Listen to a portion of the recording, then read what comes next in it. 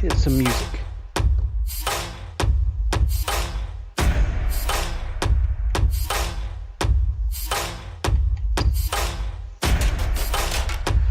And C2C is live in 5,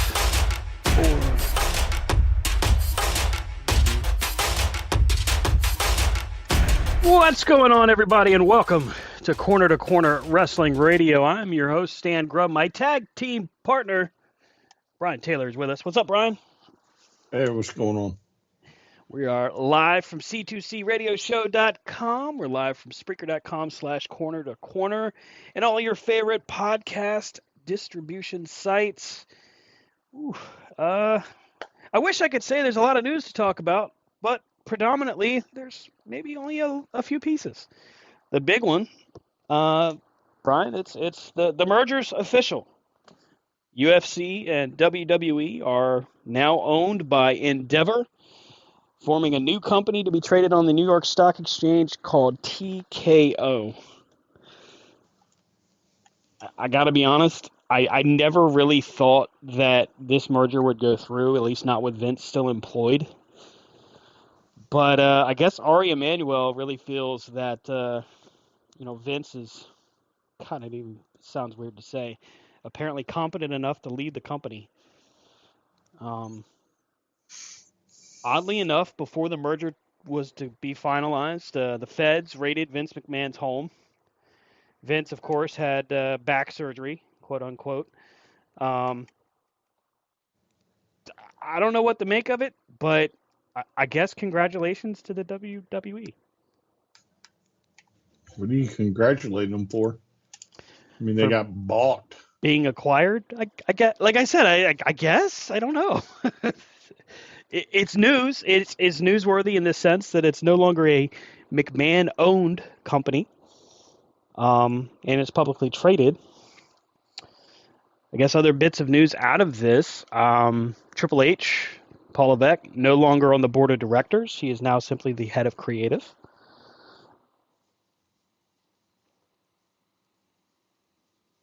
Yeah, but, I mean, that's kind of what he was, right?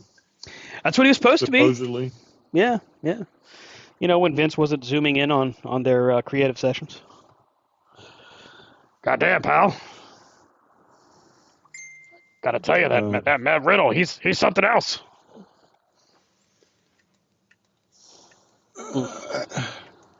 Yeah, I mean, I guess in a way good for them that they got bought out, but kind of, if I'm family,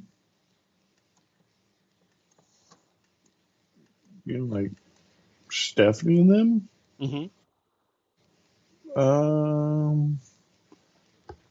I don't know how I'd feel about it.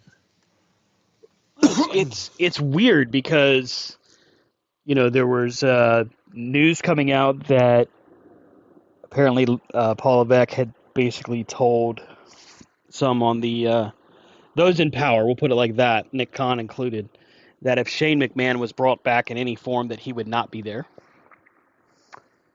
Shane McMahon, of course, last seen at WrestleMania blowing out his quad. Looked like a Kevin Nash special if I ever saw one. I know it sounds funky. For those of you that are listening, you're like, God, do you guys hate these guys? No, I don't hate, quote unquote, but it's hard to really acknowledge them in a positive light lately because you just can't look at their product and have any kind of, in my opinion, there's not a lot of positivity there. Not a lot of reason to be positive. Like, Cody's cool. I like Cody. I'm a fan. Brian, you have your opinion about Cody. I know. Go ahead, say it. Say what? Say what you think about Cody. It's okay. What are you talking about? Tell everybody that you think he's a low-down, dirty liar and treasonous snake and all that stuff. What are you talking about? Like you're the one flapping. I mean, you're the one talking right now. Why are you bringing me into this? Like, you make your point, and then I'll make my point. It's a two-man booth. I'm supposed to get your say-so. Yeah, but that's not quite how you do it. Yeah, I know. But I like to keep you on your toes. It's no fun if I don't. Come on, man. There ain't We gotta nothing have fun funny at your about that. expense. You do it. You do it to me all the time. Except you're Yeah, usually but making fun of me. when I do it though, it's funny. Like when you Oh, do it, okay. I'm Okay. trying to be funny and it backfires. Okay. It's always been that way. Yeah, that's actually true. For those listening at home, yes. Usually the comedy does not go well with me. I try and I fail. You try. I mean, yeah. I mean, A for effort. Hey, and I appreciate that. That effort, it's there. It's 100% there. Yeah, Well, A okay, for effort. maybe 80%, but it's You there. see, but the other thing too, like you don't listen, like you don't pay attention when I say don't get sidetracked. You got sidetracked. Now I don't even know what we're talking about anymore. Squirrel. I mean, we're talking, of course, about the merger. We're talking about, Levesque basically saying, "Hey, if Shane comes back, I'll be gone. Y'all have a great one."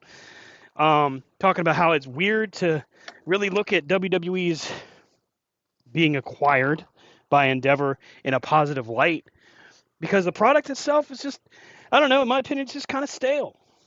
The bloodline is boring as hell now. I mean, who's really involved? Most people, I guess, would say that they're invested somewhat in Judgment Day. Those that are actually watching it. Um, See, I don't understand how you really are invested in Judgment Day. I But I can't be. I like Rhea Ripley. I like Finn Balor. Not really into Dom. He is a heat machine. Yeah, I'll give him that. There is still just a big upside for him. We've talked about that many times. Damian Priest, man, I wanted so badly to really just see some good stuff there. But even with Damian Priest, I feel like it's, I don't know, forced. Maybe that's the word. Yeah, I'd say that is. I feel like it's forced. I feel like we're being positioned almost like we were with Roman. Senior Money in the Bank. That's what they're calling him on TV. oh well, I mean, it is kind of catchy, I guess. But um, I'm not a Damian Priest fan, so Yeah. I I've never quite understood Judgment Day. I mean, how do you go from having Edge one day to Finn Balor the next, and oh yeah, Edge, you weren't never the leader. It's always this guy. Right. I never quite understood a lot of things with Judgment Day. Um, but I guess, I mean, if that's the best thing you got going, um, for the company, um, which is crazy. I mean, because where's Roman? Roman hasn't really been around, right? Isn't he? Roman's basically on siesta for Okay. I don't know another few weeks. I'm sure probably until they start the build to Survivor Series. And that's good because, God, he deserves it, I guess. He's got a deal that it's structured basically like pretty much like Brock's, and they have successfully positioned him as an attraction like that. It's not my preferred deal. I'd rather see him more often. That sounds wrong. I would prefer he performed more often, but at the same time, it keeps him special. It keeps people interested because it brings that aura of you never know when he's going to show up kind of thing. Mm-hmm. Um, my struggle with that though is that you don't have a strong enough heel to replace him when he's gone. So everybody's just like, well, I'm not going to watch Roman's not on TV. So that's why SmackDown's ratings are going down. Jey Uso is now on Raw. I don't necessarily think it's a bad move because you're trying to separate him from the bloodline to stretch this. I would assume it's going to be him and Jimmy at WrestleMania. So we're probably going to see a string of fill in the blank feuds until we finally get to that point. If I was to wager a guess, I'd say likely we would see, he'll finally get to a title shot, whether it's against Seth or whomever, and that'll be when Jimmy interferes. And then the feud can wait no longer. And it will conveniently be right near WrestleMania. The feud, huh?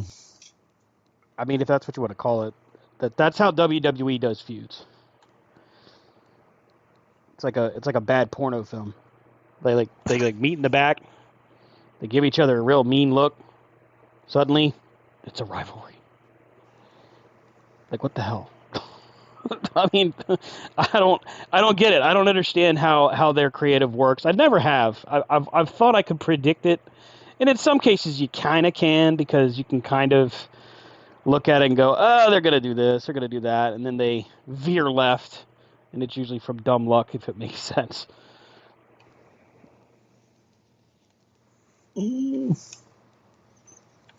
I don't know.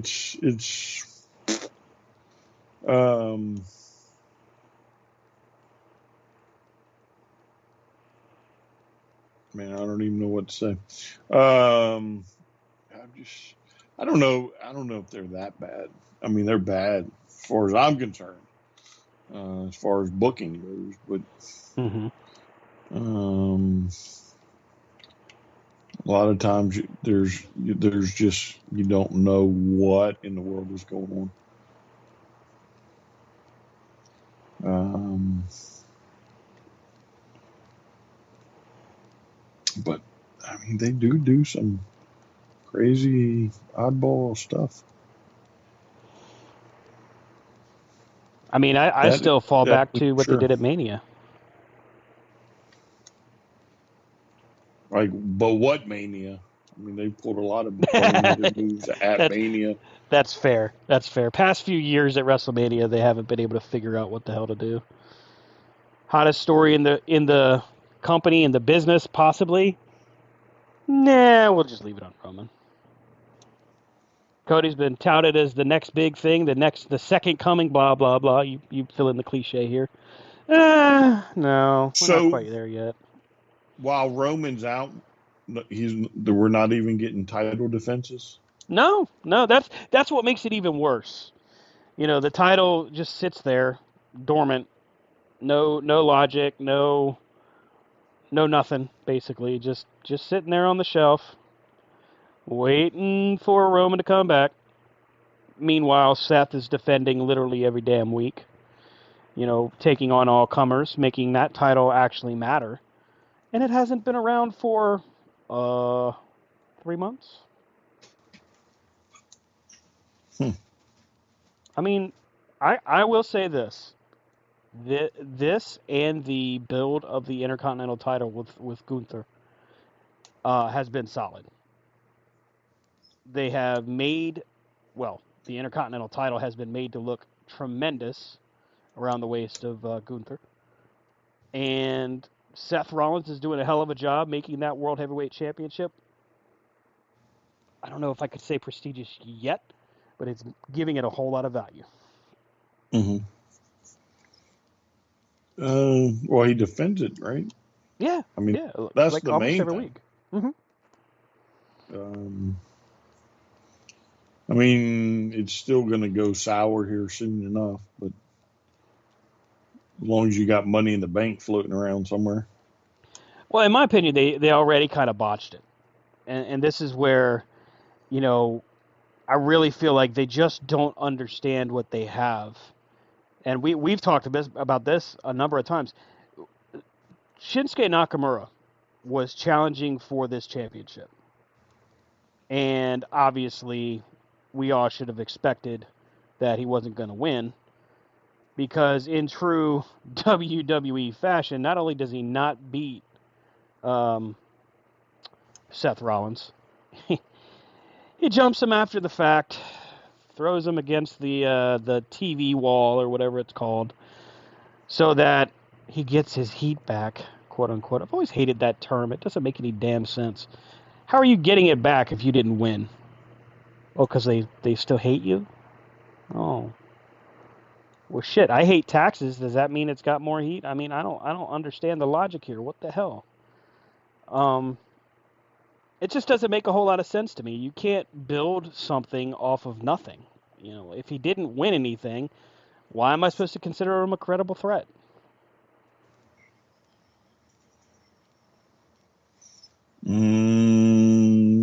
Because he's a bad guy. Okay, I don't know. I guess the fact that he's a bad guy should instantly give him credibility. Okay, cool. Now we're back to Well, WWE logic. That does make sense in that aspect. I mean, I don't know what to tell you. You seem like you you're wanting to go down streets or avenues that like I'm not tracking right now. Well, it's tough because I'm kind of all over the place on it. I'm looking at it from a really, really wide lens, right? So I'm just picking out the things that stand out, and it makes it tough. But the overall thought process or premise here is that, realistically speaking, WWE's creative, their presentation is just not good right now. Now, it's not the worst it's ever been, so we're not going to go but so far, but it's just not good, so to speak. And I feel like that with a merger like this, getting back to that so we can close that segment out, getting into the merger, it's you celebrate it to an extent because, hey, it is big news to see the company for the first time in history not owned by McMahon. That is big news. Um, it remains to be seen if that's going to make a large difference in how that the presentation is made and how talent is signed and therefore retained or let go. I'm interested to see what that process will change to. But outside of that, that's where it gets difficult to really go, yeah, this is a great move, or no, this is a horrible move. Like, I just don't know. Well, I mean, ultimately, how talent gets signed is up to a brand new Mm-hmm. system that you just don't know yet. Yeah. Um, because we don't know how ultimately how UFC or whatever the parent company is going to handle that. Mm-hmm. And it's just one of them things you probably just need to have a little patience and see how it shakes out. Because I mean, it's all brand new at this point in time. Mm-hmm. So until it can be figured out, I guess we need to be patient. I do wonder if the presentation of the product itself is going to change. I mean, I would imagine there's somebody. Was it Endeavor? Mm-hmm. That company. I would imagine there's somebody in Endeavor, right? I mean, it's probably no different than anywhere else. That's probably chomping at the bits, thinking, I can do it better. Or, we should probably change this. And, I would imagine there's probably somewhere. Now, of course, you got to get through Vince first, but Mm-hmm. I really don't think that Vince is going to last as long as what Vince or anybody seems to think. Well, no, I agree with you there because I think that in true uh, corporate world attitudes and personalities and all that shit, I think that what we saw was Ari Emanuel giving Vince enough rope to hang himself with it, so that when they did get to merger time, when they did get to finalizing the deal, that he could, just come back and say, "Well, thank you, Vince, appreciate it. Have a great life. We're going to keep it moving without you," and that'll be Well, it. yeah, but I mean, I think part of the contract keeps him in play for 2 years.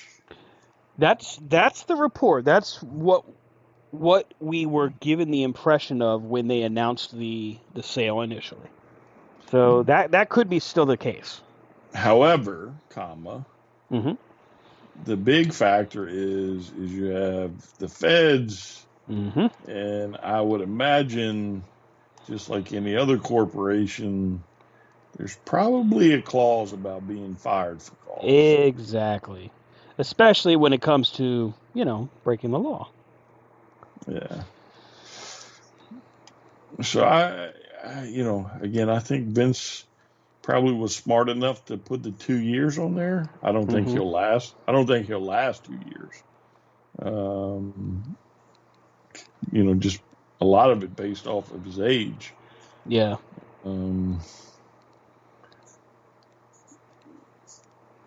But I mean, I don't see him lasting too long.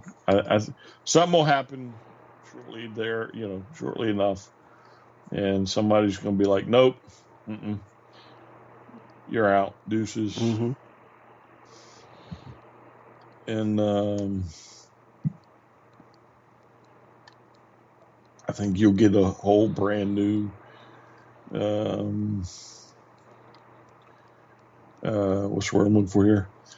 That's when you'll really start to see what they're doing, what their plans are, I guess, Mm-hmm. endeavors. Yeah, I agree. I think that's exactly what's going to happen. I think they will ultimately phase him out, and with what has happened with the feds, that'll be probably sooner than later. Um, hmm if I was also to wager a guess, I would say that Stephanie will probably come back. I don't think so. You don't? Nope. Hmm. Listen, like something tells me, and this is based off of where people are landing now, like the fallout now, and where Yeah. people are ending up. You have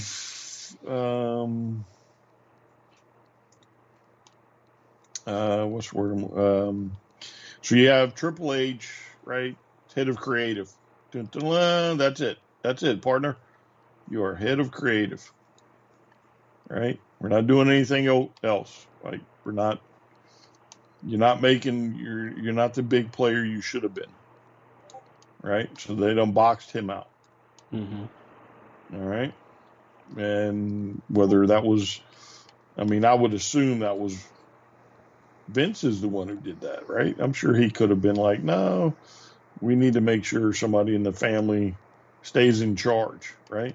Because I want you to think about that. Once, just based off of what they're saying, what's said, once Vince is gone, right, and he's head of creative, he has no other control, Right. right? So he's literally like I would imagine if you on a totem pole, Mm-hmm. he would be fairly, or not fairly low, but he's going to be lower than what he was. If I was to make a guess, I'd say his ability to veto something would be greatly reduced. Yes. I mean, Yeah. imagine being on that writing staff. That's part of the reason I never applied to be a writer there. Well, I take that back. I applied before I got my degree, but not since.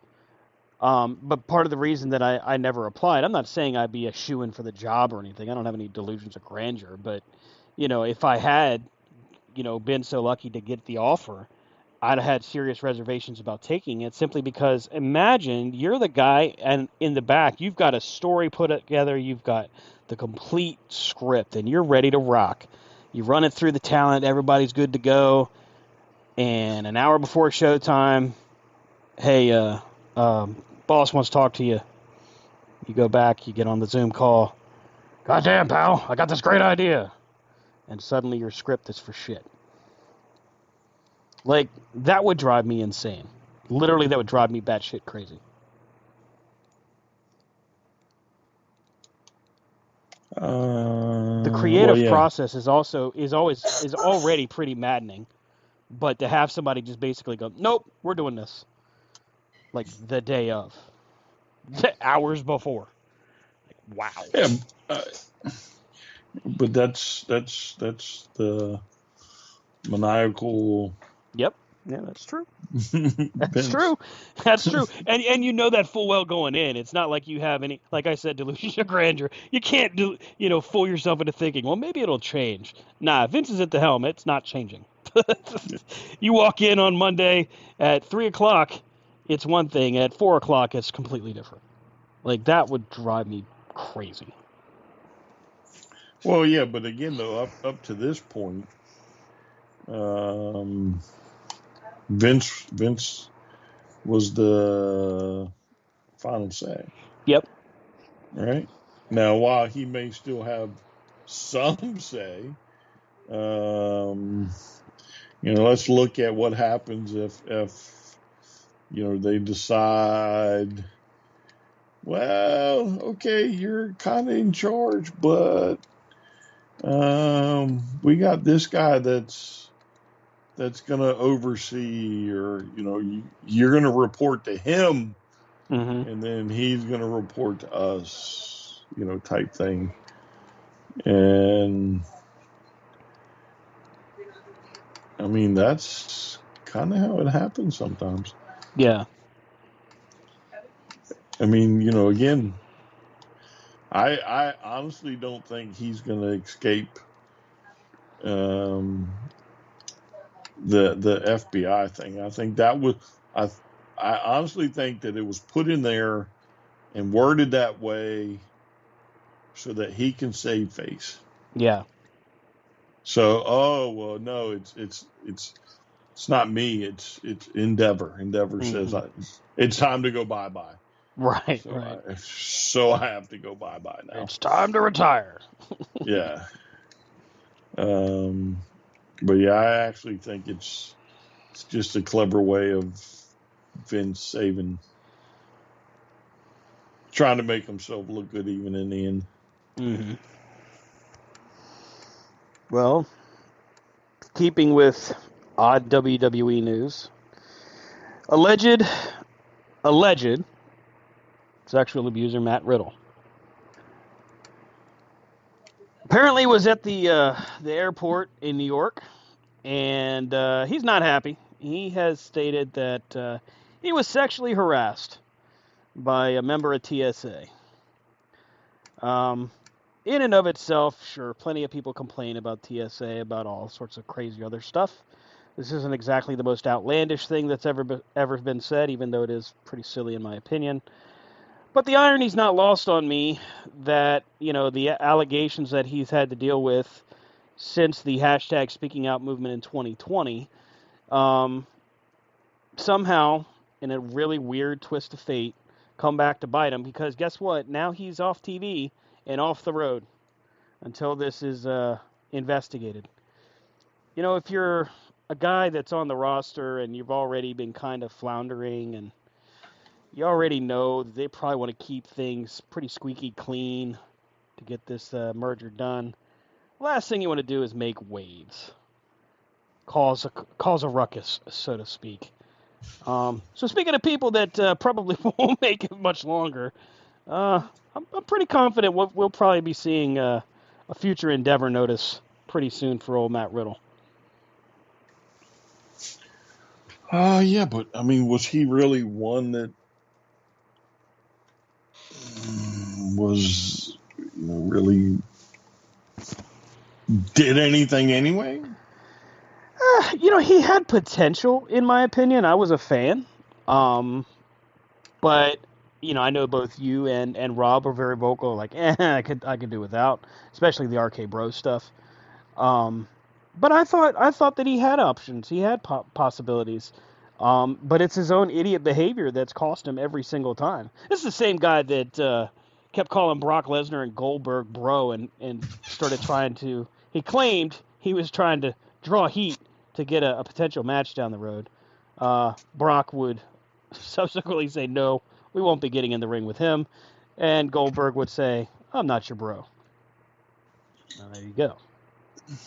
Not a good way to make friends and influence people. A good way to make friends and influence people, huh? Yeah, you're probably right on that. And I don't know a whole lot about, and I don't want to, about all of the accusations outside of what was alleged.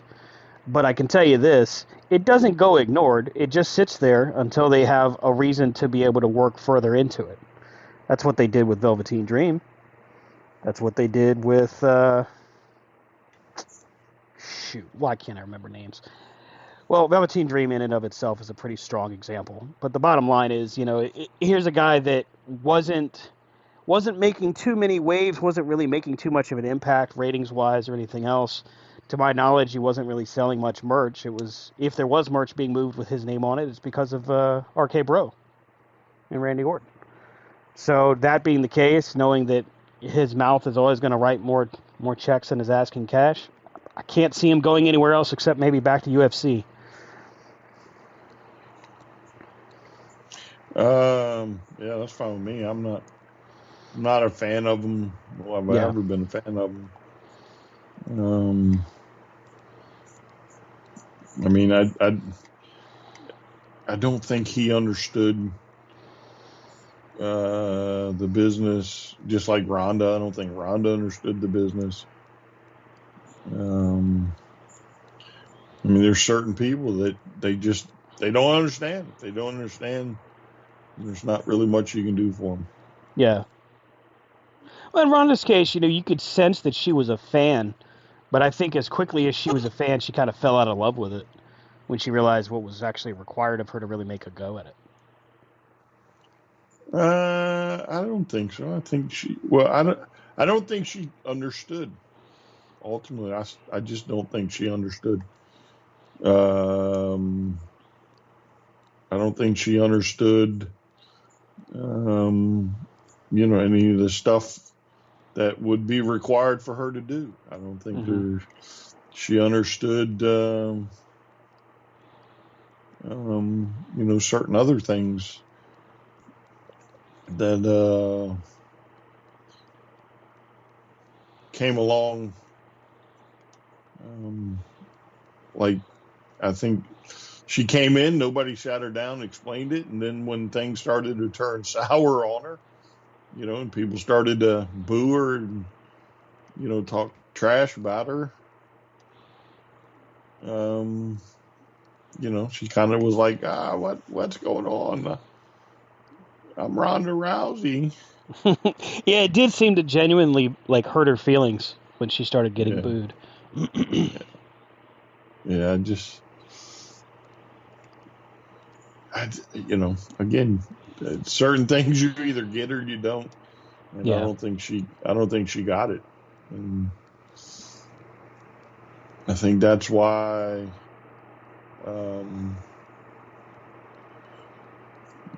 she didn't work out. And I think same thing would probably be said for him, right? I'm the surfer dude. I'm living my life as the way I want.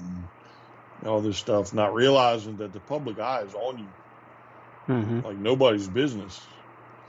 And you got to learn to toe the line, and then now even more so, considering, the company you work for just got bought out by a much bigger company, and you belong to somebody else now. Contract. So.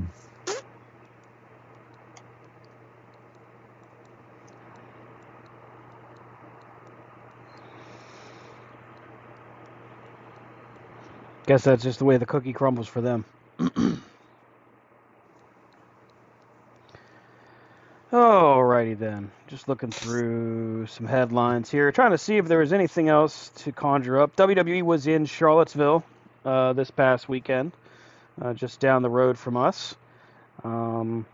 Interestingly enough, the card that they had Cody Rhodes, Finn Balor in a street fight, had Austin Theory and LA Knight. But a standout here, and kind of to the point of why did you bring this guy back if this is what you're going to do? Looking at, oddly enough, looking at how they have handled Johnny Gargano. Gargano brought back with Triple H when he takes over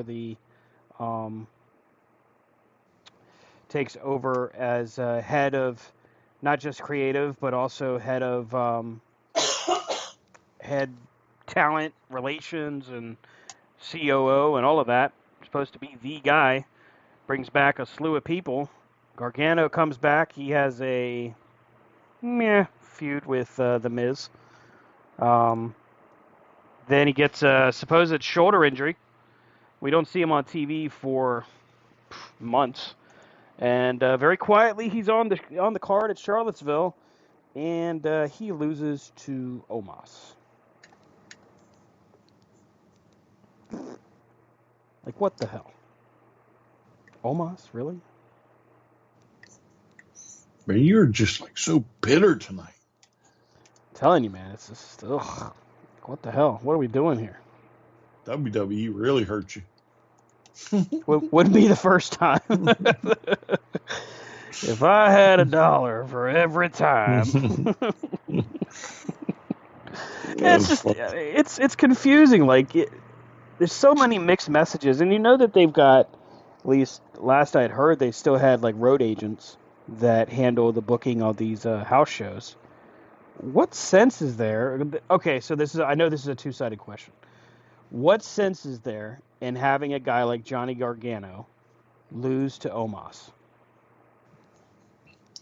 Well, so we know that we've got Tommaso running, or when he run around putting up like missing pictures or something. Yes, he has. Okay, so we know we have that, right?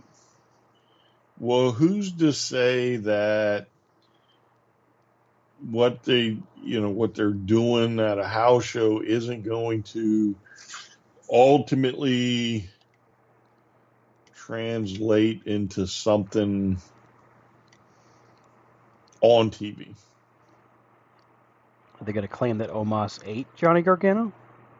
No, well, I mean, so they use house shows sometimes to test the water, right? Yep, they do. Let's see how this works, and see what we get for it. So maybe that's what it is. Maybe they're just trying. Well, let's see what happens if. Am I putting you to sleep? Is that what I'm doing? No, sir. NXT is on in the background. I couldn't stifle the yawn any longer. I'm sorry. But you know what? It's like, well, let's see what happens if, we can give Omos the win at a house show and nobody's going to be none the wiser. I mean, sound carries pretty well at JPJ. I'm sure the boos were pretty loud. Maybe. I should have gone. I really should have. It would have been easy. You missed their opening of the Chick-fil-A. What Chick-fil-A? There's probably several Chick-fil-A. You forgot already. Remember we were joking about it because you were like, "Oh yeah, I got to look into the WWE for the 10th. They're going to be in Charlottesville," and I said, "For what?" And you said, "What do you mean for what?" You forgot. It's okay. It's cool. Y'all were picking on me about it because I didn't immediately jump to they had a house show or something. It's okay. Again, not really to attempt at humor at this point, but I guess it fell flat anyway. Oh well. Man, you're like bitter tonight. Am I? I'm not trying to be. Yeah. Damn. You're bitter. Wow. Maybe I need more beer. Let's see here. Also on this card, Charlotte Flair defeated Asuka. The LWO defeated Hit Row. Why is Hit Row still employed? What the hell? Come on, guys. LA Knight defeated Austin Theory. I bet the crowd was loud for that one. LA Knight is, I don't know, man. I know that that you weren't necessarily seeing all of it, but at least you had said that in the past. He gets a pretty damn loud reception when he comes out, when he's on the mic, when he's in the ring. It's pretty damn popular. Who? LA Knight. LA Knight? Yes, sir. Sure. What are they going to do with him? Well, he beat Austin Theory, so that's one step above beating Top Dollar. Sorry. It's a step but up the again, ladder. so here's a guy that's over, and we're just kind of sitting on him, ain't we? Over by his own doing, by the way, not with the machine behind him. Well, I mean,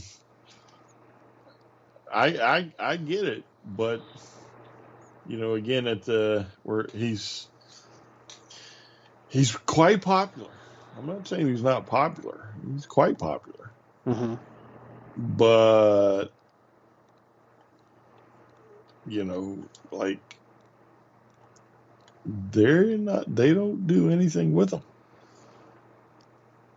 It's got a great rivalry with The Miz going on now. The Great and Miz, I don't think can mix. They don't mix. Now who's bitter? Hey, The Miz did have a stellar segment last week on Raw where he had, and I guess they set this segment up where the cameraman was in on the deal. Basically, they played it like John Cena was going to be the guest on Miz TV. Mm-hmm. Well, they hit the music, and of course, no one comes out.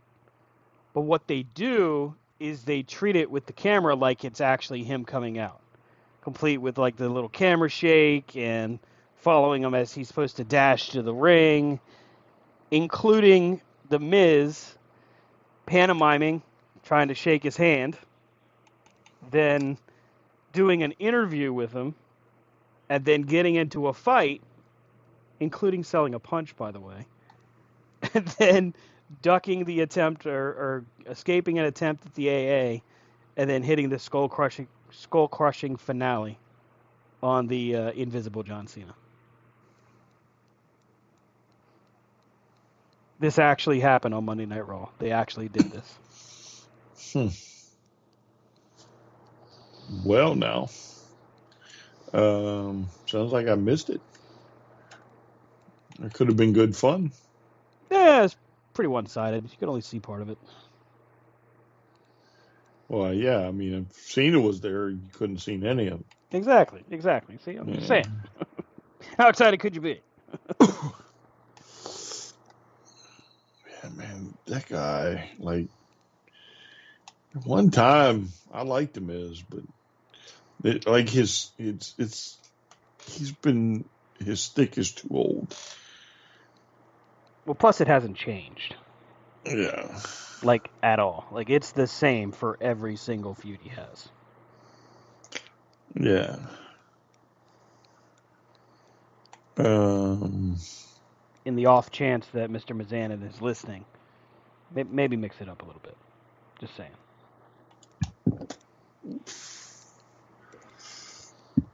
I don't know about mixing it up. It's just time to like do something different. Yep. Now, granted, in saying that, I have no idea what I could suggest to make it different. I'd have to spend some time on that. Why would you have to suggest something? Well, I'm a big believer in if you're going to complain about something, suggest a solution. Oh, okay. I feel you. Not like he would take it, though. He'd probably be like, shut up, Mark. He'd go right back to getting his money and seeing his hot wife. Yeah, I mean, I don't know. Maybe we need Maurice back. Maybe. To distract us from the boredom that is The Miz. Oh, that sounds unfair for me to say, but it's sad, but it's true. You're just bitter. Maybe. I'm a grumpy old man today. Oh, let's see here. Ricochet defeats Karrion Kross, who Oh, had Scarlett with him. on Sunday?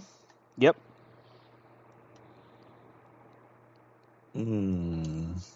Okay. Yeah, I mean, that's another one that, like, has really not done anything. Well, both of them. Karrion Kross. Yeah. I mean, Ricochet has had flashes, but Karrion Kross, to your point, really hasn't done squat since they brought him back. I mean, at this point, if I was a free agent and the WWE can't call him, I would be like, again, I've said it before, would be like, I don't think so, Scooter. I'll take my chances somewhere else. I would play a very hard road. I would negotiate the hell out of the deal. Like that's the thing. Like, okay, we can say what we want about a guy like Cody, but he was in a position where he could negotiate what he wanted. I'm not saying Karrion Kross is that guy, but if they come back, I would want to. What's my story? Why am I coming back? What am I going to be doing after that? How does this end? Like, I wouldn't just say, "Yep, I'm coming back." I'd be like, "There better be a plan." No plan. Hey, no problem. No problem. Call me when you got one. I'm gonna go work the indies and go do some signing. Well, yeah, but so I don't necessarily need that. But I do want to make sure that, like, if there's any type of name to me, I at least want to maintain that somehow. Right? I don't have to win it all. I don't have to. Yeah. But damn, just don't treat me like I'm second rate or something. Or don't ignore me. If I'm going to lose all the time, fine. But put me on TV. Treat me like I matter. Yeah, I mean, like Ricochet got to the WWE finally, after doing what he was doing, and finally made it, right? And then he has flashes. And then Karrion Kross is another one. Karrion Kross, at one time they weren't doing anything with him. He gets let go. Then he comes back. And God, he's doing less now than what he was before. And at one time, wasn't he like NXT champ and just murking people? So NXT, when he was in NXT, his presentation was awesome. Yeah. Complete with Scarlett singing his theme with the flames and the smoke. And, all kidding aside, Adam Cole kind of said it best during their face-off promo where he's like, you got the cool entrance, you got the cool girl, blah, blah, blah. To make me feel special, they just ring the bell. Like, that was a real indictment of how they had prepared Karrion Kross. But at the end of the day, that was working for him in NXT. He gets to the main roster and he's Demolition Kross and put a Spartan helmet on him and gladiator gear and like, what the hell is this? And they didn't put Scarlett with him. So they took away his entrance, they took away his manager, they took away his look. Yeah, you're talking about when he hit the main roster the first. Yeah, loses to Jeff Hardy night one. Like, come on. Then they bring him back, and he still doesn't do anything. He showed up, remember he showed up, they did that on the SmackDown, the first SmackDown Triple H took over. And they played his music, and suddenly he was there. Like, everybody's like, oh, holy crap, it's actually Karrion Kross. And then the next week, they built up to him and Drew McIntyre having a thing, and that fizzled out. I'd be curious that, again, a week or two into this merger, because this is the other part that's like really dangerous to me, is so eventually these people are going to meet Endeavor brass. Well, they have to, right? There's got to be like an internal audit of contracts and everything, right? Well, yeah, but what I'm saying is like eventually, it's like you know, you start a new job, you meet the Mm-hmm. bosses. Sometimes you become friends with the bosses, and you know what I'm saying? Like, Yeah. what's to keep that from happening here? Really, nothing. What's to keep somebody that, because it's, I mean, all you gotta do is look at Bischoff, right? Like, there were a lot of people that hitched their coattails of that guy. Mm-hmm. Um, what's to say that it doesn't happen? And while this may go well for a while, like as the dust starts to settle, that this thing doesn't kind of implode a little bit.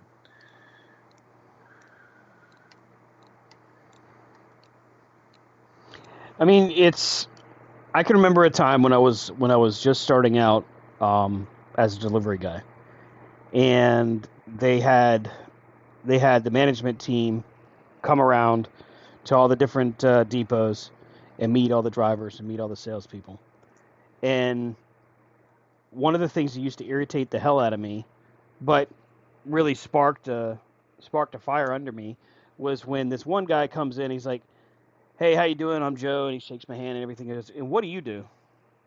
And I'm in full uniform, right? It's pretty obvious like what I do. And I'm like, "Whoa, I'm in sales. I deliver." He's like, "Yeah, but what do you do?" Like he proceed. This is in front of everybody at the depot, by the way. He proceeds to make me look like a total idiot. And then, of course, I was able to take that and be motivated into doing something else. But imagine all the guys that hang out in catering every single week, and don't do anything. All the guys and gals. What do you do? Oh, okay, great. You're a performer. Cool. You're a superstar. What do you do? Uh, okay, thanks. Write it down in their notebook. So we got 20 guys and gals that need to go. We don't know what they do, and they don't know what they do. Oh yeah, well I'm sure that's going to happen anyway. But I mean, think about it. Like, does Vince have the authority now to like just straight fire somebody, No. or wouldn't they have to go through Endeavor? It would have to go through Endeavor at some point, right? Or I would think. I mean, like HR would have to like get involved, and I'm sure it's Endeavor's HR, The right? real You may winner have. the real winner in this merger has got to be Nick Khan. Well, didn't he put out a statement or something already? Yeah, Um, yeah. but you know what I'm saying? Like, you may have them in the building, but I think everybody's going to have to answer to Endeavor. Mm-hmm. So if I'm somebody on the roster, I think I'm looking past Vince now. Yeah. I think I'm looking to see what executive I can sidle up to.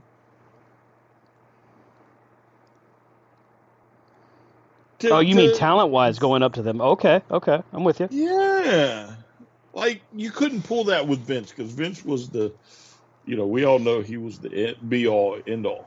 Yeah, I agree. But now, why can't I?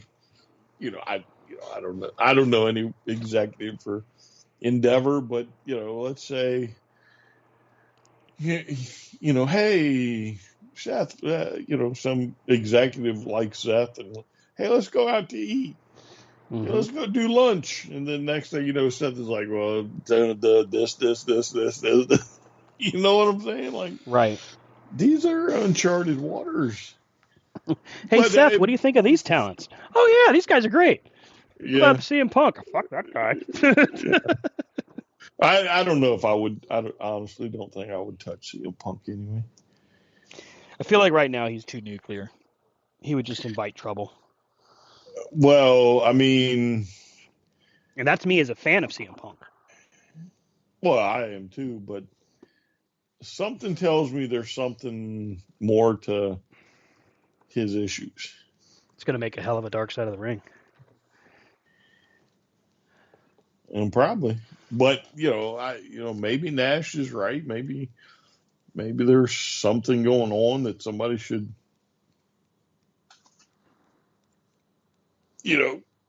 go talk to somebody about. With the news report that the Elite and him were supposed to have a meeting, because CM Punk had been on his best behavior for 6 months. No, that's what they wanted before they would meet with him. Well, I'm glad no, you brought that up. yeah, but the meeting was supposed to have been before All In Yes. or All Out. One of that the was two. when it was supposed to take place. It was supposed to be the collision before. Right. So we'd already been in 6 months in. Mm-hmm.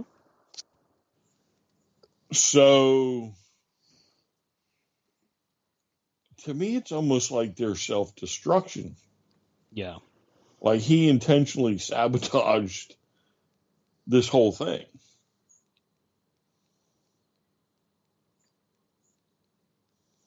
Do you think that the Bucks? I can't say Omega because I just don't believe that he would ever do it. But do you think the Bucks really said if we go incident free for 6 months, we'll talk to him? Or do you think that's just BS? I mean, why wouldn't you? Right. So I think everybody's smart enough to know there was money, Yeah. major money to be had. Mm-hmm. Right. Because you could have run that for 6 months. You could have. I mean, literally, you could have sat them down and said, "Look," I said, "we're not holding back with this. This is perhaps the best, greatest feud AEW's ever had. Maybe the greatest feud AEW's ever going to get. We all stand to make a lot of money with this feud, if done correctly. Because that's literally what we wait for. Are these storylines that blur, that you can't tell if it's real or not, right? And that was going to be the first one.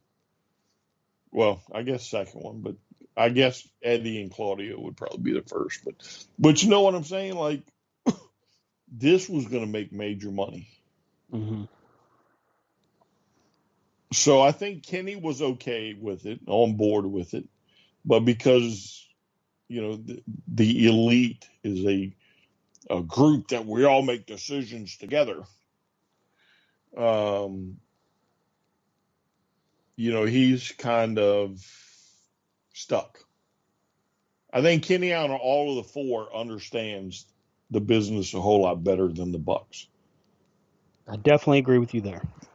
Right. Because, I don't think the Bucks, even as World Tag Team Champions in New Japan and Impact, before AEW, I don't think ever could have fathomed like taking a company on your shoulders like Kenny did for New Japan. Right. And became like the hottest ticket in wrestling. Mm-hmm. The Bucks are good. Okay, I like them. But they're nowhere near, to me, the draw power that Kenny Omega has. So they're two big players in this whole scheme. But they're EVPs. Why? Because Tony doesn't want them to go up north. Right. Who cares? Because like you might have drawn money with Kenny, but the Bucks would be fighting the Good Brothers on a weekly basis. Right. Right. Or jobbing out to Omos and insert tag partner here. Yeah, like, oh yeah, you AEW EVPs. Yeah, guess what you're gonna do? And that's what they would have done. Even I think even Adam Page who has potential would have been doing the same thing, right? Just to be taught a lesson. But I honestly think that story is true. That yes, we'll do business, but the guy that, the hothead has to be cool headed for a certain period of time.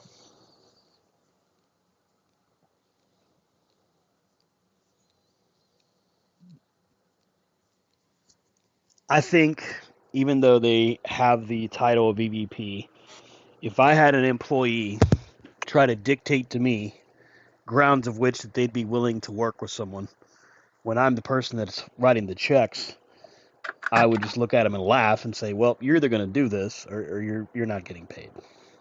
You'll be Yeah, in but breach of contract, and I'll send you home." I don't think that works in today's business model, right? We're not talking like in the 1970s and 80s where your Mm-hmm. HR department was probably the wife of the guy that owned the company. Right. You know what I'm saying? Like they probably didn't even have HR departments. Mm-hmm. And that's why they got away with so much crap. And then now you have HR departments. Why? Because, Tony Khan's got billions of dollars to his name, and Vince McMahon just sold Endeavor for billions of dollars. Mm-hmm. Right? You need an HR department. So you can't sit there and like force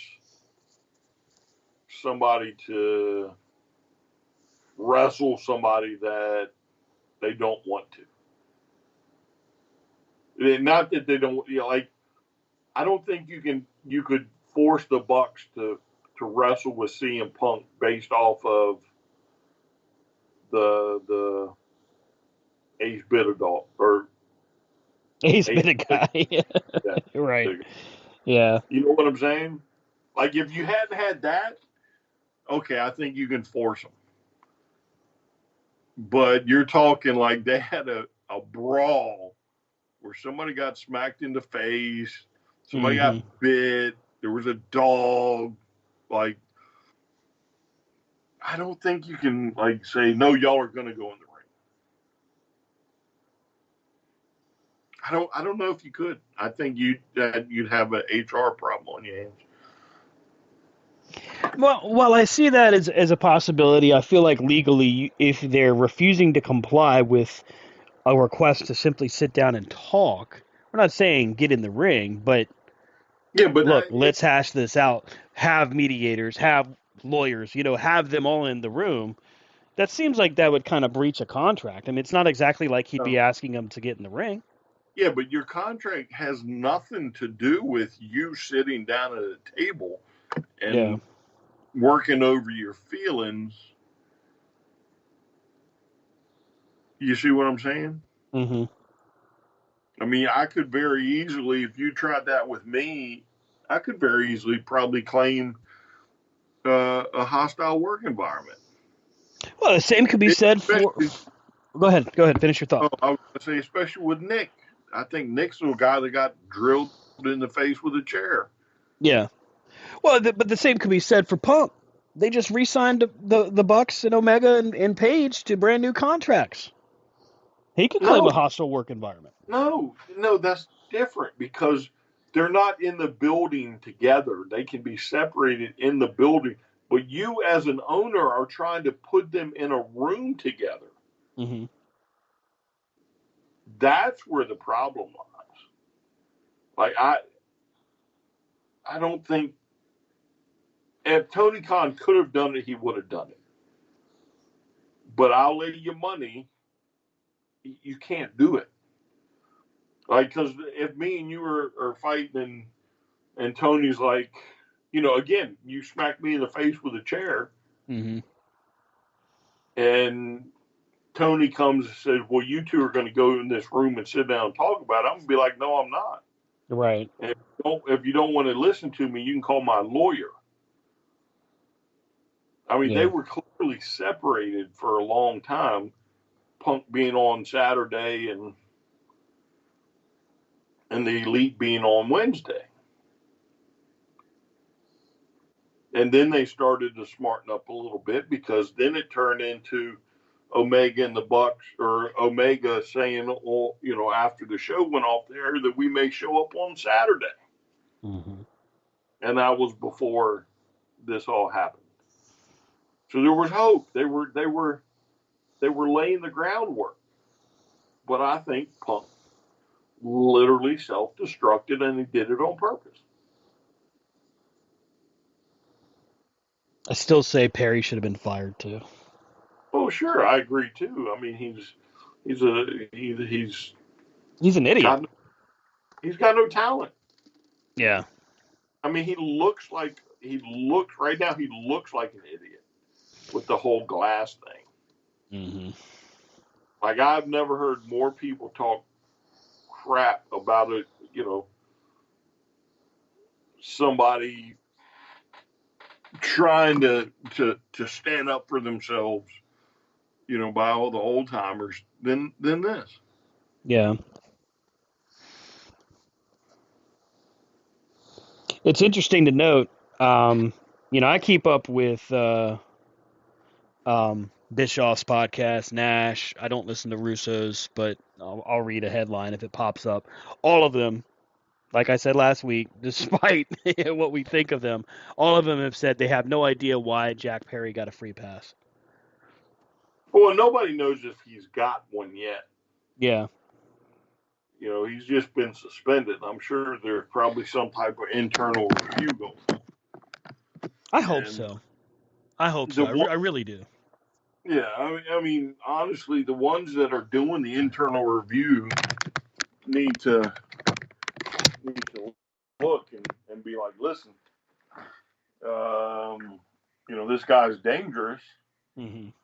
because he was told don't use real glass, and then decided to use real glass, and then cut his arm up. Like, I don't know what this guy's problem is, but this is sports entertainment, Mm-hmm. I guess, ultimately. And as sports entertainers, we know how to make candy glass, or whatever it's called. Right. We do have access to Hollywood, to what we need from Hollywood to do it. Mm-hmm. And it's not exactly like it's an expensive process.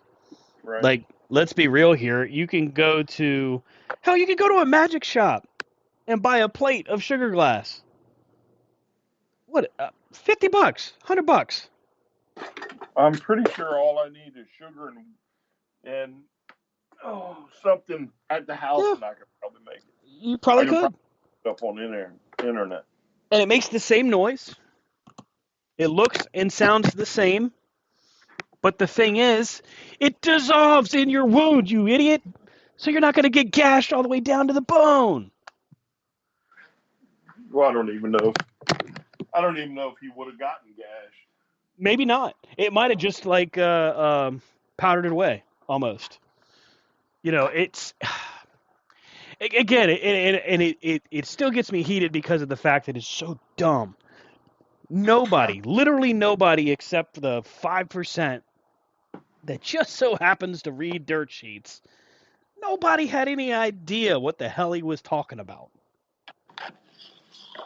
Like, come on. You mean to tell me the average AEW fan's like, oh God, he said real glass? Oh, come on. I don't remember where I heard about that whole glass thing, because it actually started like a week before. Yeah, he wanted to do a spot with Hook on either Dynamite or Collision. And Punk said, no, you don't want to do that. That's stupid. You're going to hurt yourself. Mm-hmm. I want to say, I know that I saw the report of it from Fightful. I don't know if we shared it in the chat or what, but that's where I saw it. Yeah, but I mean, the argument actually was put up like a week before too. Yep. And I don't know if I call it dirt sheets. I learned it from, but yeah, I learned. I knew about it somewhere. I'm sure most of the people, not most, but I'm sure there were plenty. There was probably a larger percentage than you realize that Right. knew exactly what I'm talking about. But I mean, it to me it goes to show you like how stupid can you be? And the other, I'm telling you, just like I said last week, the biggest reason I would fire him is he cost me millions of dollars. Definitely. Definitely. I mean, especially when all you have to do is just look at your statistics from your history, just the past 2 years. CM Punk responsible for the largest rating for Rampage, the largest box office draw of a Dynamite and a pay-per-view, the first $1 million box office they had. And then, of course, Collision being what were they touting it as? Top 10 in the ratings on Saturdays? Proven success. I mean, say what you want about the guy, whether you like him, dislike him, I get that, but there's success behind his name. There's money behind his name. There is no money behind Jack Perry's name. His dad, maybe. Thank you, Christian. But maybe not Jack Perry. Well, what were the ratings for Collision this week? 400,000. Actually, 434 to be exact. So it went back up some. A little bit. They definitely took a hit from the week, the first week of college football. They took a huge hit, and that's the challenge of being on a Saturday. You're going to have college football on, and there's a lot of people going to turn it into college football. Mm-hmm. But that's where today's measurement of viewership versus back in the day, the 80s and 90s, is so much more different because DVR, cloud, streaming services, on demand, YouTube, you track all of those, and then it typically makes up for the number. Usually. Well, I mean, until Warner Brothers said they have an issue with it, I don't have an issue with the number. I have a feeling that Warner Brothers has their hands full with other things right now. They seem to be scrambling with what's the Max, their streaming service. They're farming out the DC product to different streaming services now. They're deleting movies from their servers so they won't be released. There's now a big rumbling of what is it? Fanzine.com, I think is what it's called. I might have that a little bit wrong. Anyway, there's a big report going around that they may refuse to release Aquaman 2 because of the legal issues with Amber Heard.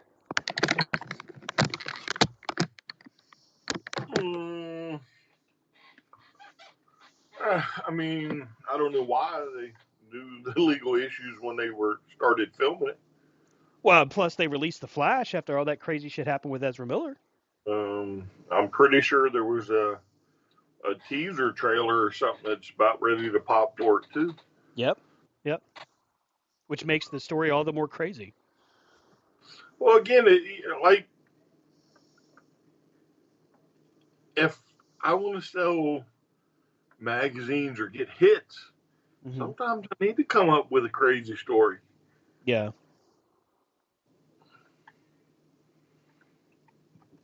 Right? I mean, they're no different than any other journalist out there. That's very true. You need to draw attention somehow. You need to draw interactions and engagement, clicks, like you said. Sometimes a hot headline and a few choice quotes can go a long way. Mm-hmm. Very true. I mean, as far as their servers go, I'm not really sure whatever, what the story is there, but why wouldn't I farm movies out? Like if Netflix is willing to pay me to stream movies, I'll stream. Why do I care where they're streamed at? because I'm sure it's probably Netflix, because you wouldn't want to put them on an actual competitor's. Well, I That's guess on Amazon now, Prime's got some of them. yeah, but I mean, why wouldn't I farm them out? If somebody's willing to pay me, I don't know, $20 million to get the streaming rights to say the Batman for Mm-hmm. 5 years, go on, get it. Go I on, have guess it. That's $20 million in the bank. the key would be, okay, you can stream it, but we're also going to stream it. You know what I mean? Like, give them permission, sign it off or whatever. But if it's an exclusive deal, now you're taking money out of your own pocket in hopes that because of the money they gave you, it makes up for what you would have anticipated making off of having it on your platform. You know what I mean? All right, It would have to so balance. but again, let's try this, Stan. All right, so how many of the they got a quite healthy subscribers. Mm-hmm. How many of the subscribers subscribe just for the Batman? I don't know. Would you know I've had Max since it's been Max? Mm-hmm. I had HBO Max since it was HBO Max. And you want to know how many times I watched the Batman? How many times? 0. Mm-hmm. I saw it in the theater, and I bought it off of Vudu. So I'm not paying money to watch the Batman anyway. Mm-hmm. I'm paying to watch other things that probably won't go to Netflix or Prime or whatever. But Prime is also not coming to me asking for. I'm trying to think what's one of the other shows on there. Magnolia Place or whatever it is. One of those home Mm-hmm. remodeling shows. You know what I'm saying? Yeah. They're not coming asking for that. They're not coming to pay for that. So I know that's going to be on my my streaming service. I know people are getting my streaming service to watch that show. Mm-hmm. But if I have Netflix that wants to come dump $20 million for the streaming to be able to stream the Batman Mm-hmm. for 5 years, have at it. I'll take you $20 million. And I don't know if it's that high, of course, but Well, yeah. I mean, it's tough to speculate. I don't know. Maybe years down the road we'll find out what the actual numbers are, but no, I it don't is know. interesting. Yeah. Yeah, but you know what I'm saying? Like, if I Mm-hmm. have somebody willing to pay me to stream, you feel free. Go on, get it. The other thing too, this is what you got to pay attention to. If Netflix starts getting involved in this, and there's a big push for Netflix to buy the rights to develop Justice League 2 and 3, Mm-hmm. so they're going to buy the rights to stream some of this stuff to, one, keep the universe together, and two, to gauge how hot the room is for it. Mm-hmm. Well, they're not going. HBO's not going to, or Warner Brothers not going to share Max's numbers with Right. Netflix. So Netflix is going to have to figure it out on their own. And if Netflix dumps, again, $20 million to get the streaming rights for all the movies that fall under the Snyderverse, and they start getting new subscriptions, then it might be worth them dumping $100 million or $200 million or whatever it would be into Justice League 2. Mm-hmm. And making Justice League 2 exclusive to Netflix for 5 years, and then it goes to Max or whatever the agreement would be. just because Max is like farming this stuff off, it doesn't mean that, they're having issues. They could just have a smart, business. And again, okay, you're going to pay me to stream it? Feel free. That makes sense.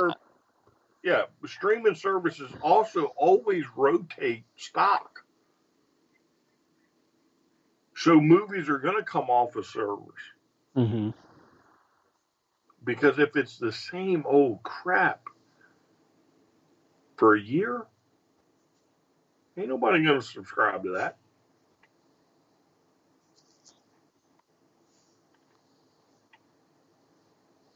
It's a good point. I mean, especially if you're timing it with your newer releases to kind of shuffle some of the quieter, less enticing titles to other platforms that are willing to pay for it. Yeah, that's not a bad move. That's a good point.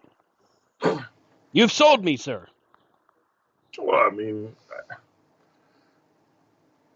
like, all kidding aside, it's a really good point.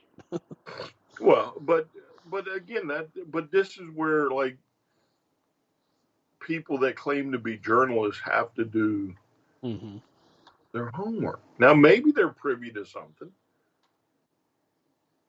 but a lot of them speculate.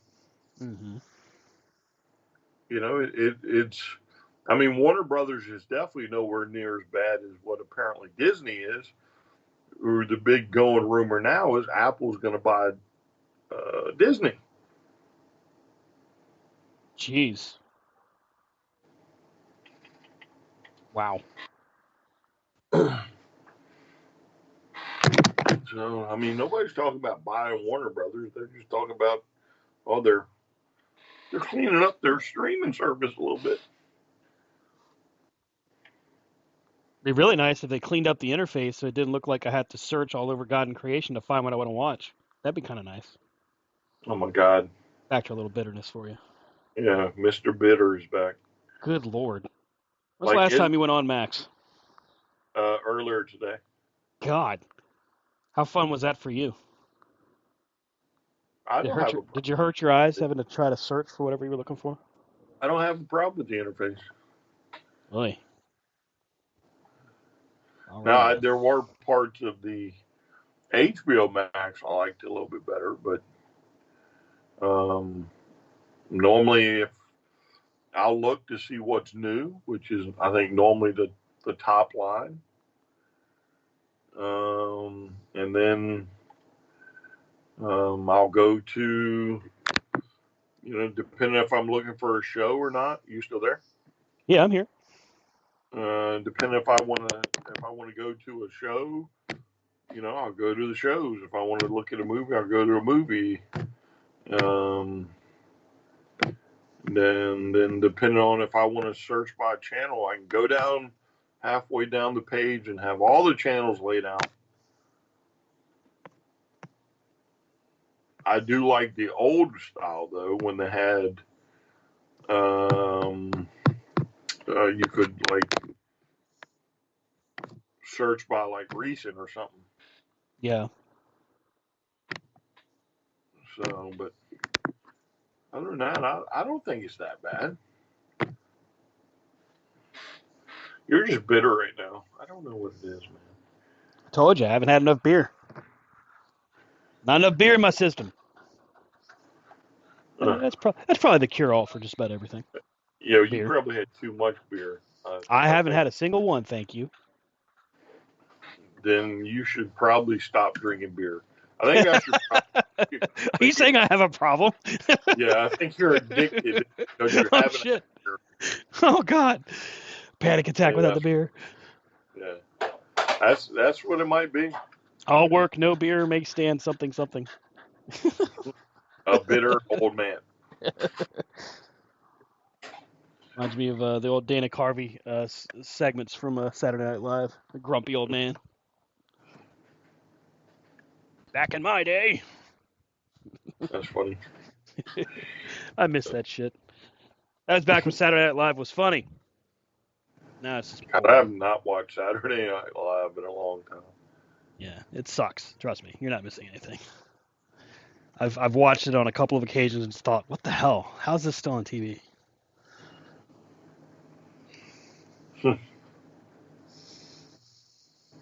That daggone there NBC.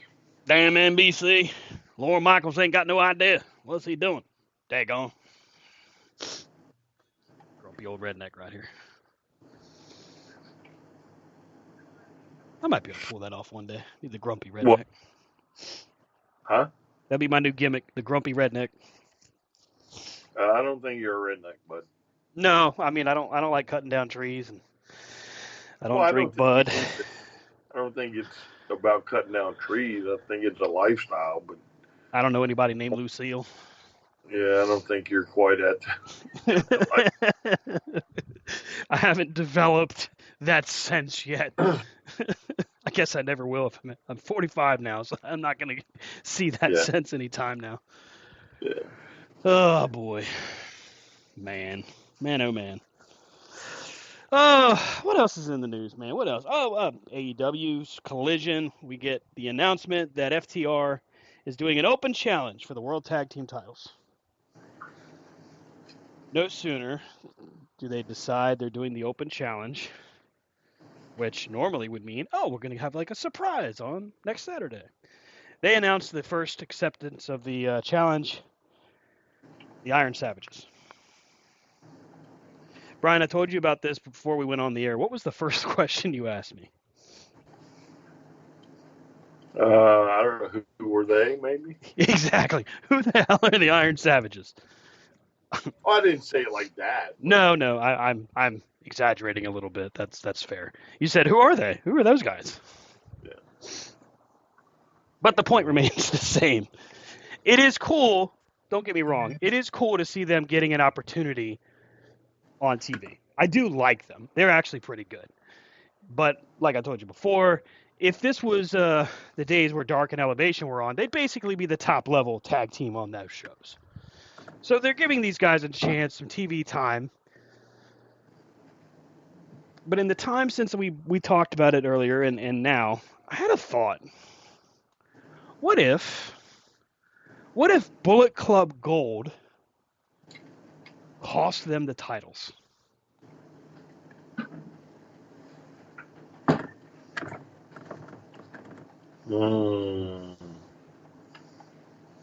Like to the Iron Savages? Yeah. First off, nobody would see it coming. Nobody. Secondly, it continues the feud, which we've all agreed that that's going to continue, and it was really good. And then lastly, it gives us an opportunity to see a chase, so to speak. Ultimately, FTR would get the titles back, or maybe they don't. Maybe Bullet Club Gold pulls shenanigans and comes out as tag champs, and then loses to FTR.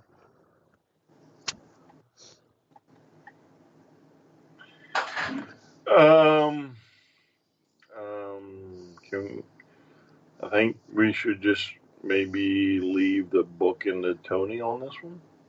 Well, I mean, he's using TNM like anybody else would, I'm sure. Okay. That was meant to be funny. It's okay. I'm not serious about that. Unless maybe I am. Yeah, here's the pause. I am curious. I am curious if he really, if he does that sometimes. It's got to be hard to keep track of all that stuff. Like, we've had this discussion. Like, I'm sure it's written down somewhere.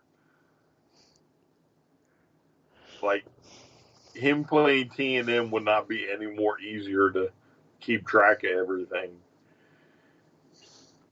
That's a fair statement. That's a fair statement.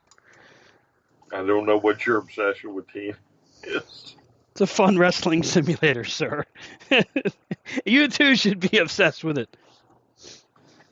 I don't think so. Not the way you prattle on about it.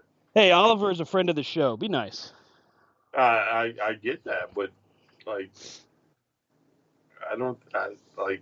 you're just obsessed with Tony Khan and TNM. crazy. So much is your obsession. Feels like that's how he booked CM Punk in the Bucks. Huh? It feels like that's how he booked CM Punk in the Bucks. What do you mean? He never booked him. That's my point. He forgot about him. If he'd used TNM, he might have remembered.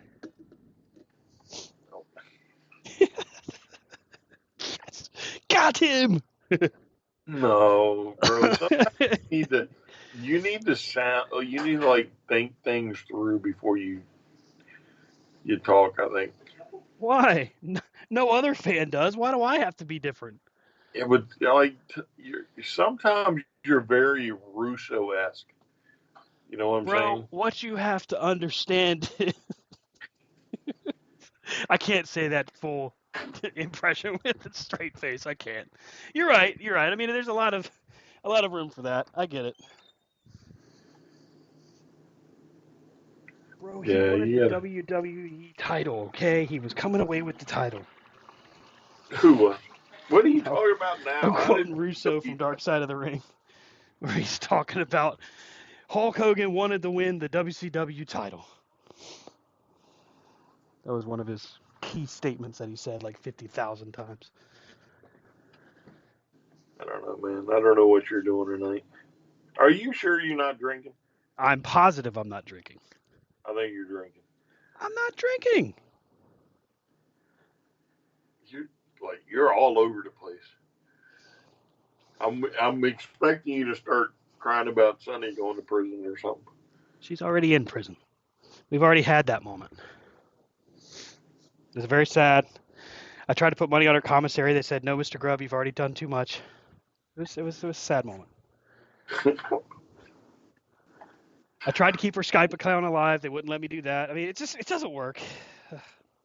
Jails are funny like that. They won't let you Skype when you're in prison. Well, no, you can't Skype, but they do have tablets. You can, I don't know, I guess similar to Skype. Can you keep an OnlyFans page while you're in prison? Ew. Maybe. Something about that just seems nasty and wrong. And yet there's people out there be like, "Oh, here's my $20." Oh, don't act like you wouldn't be throwing $20 our way. I don't know about 20, maybe 10. It's kind of like a car accident. You want to look away. You know you shouldn't look, but you can't help but turn your head. It's that morbid curiosity. Bring the body closer to the car. Let me see what's going on.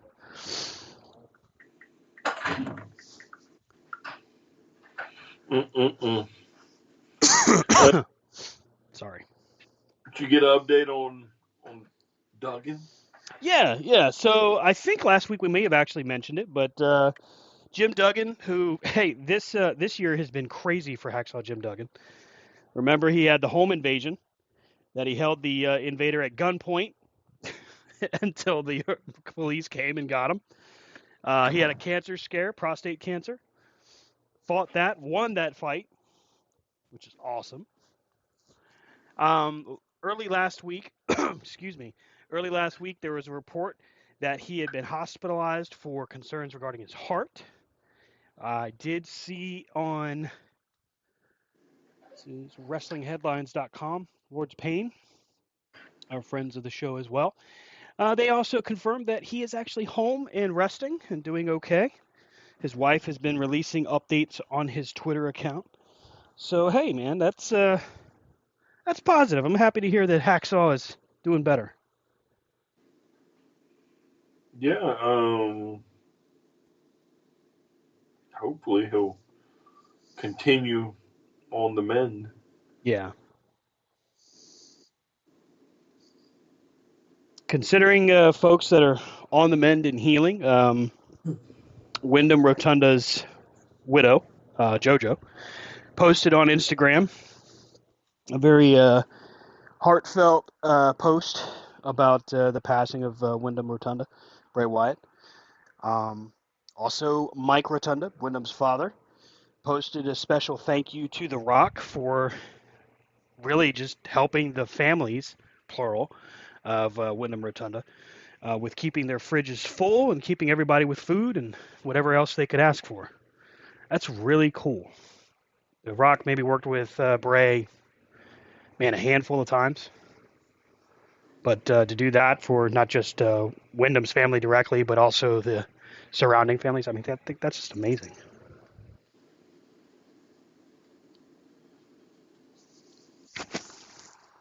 It still strikes me as odd that he's gone.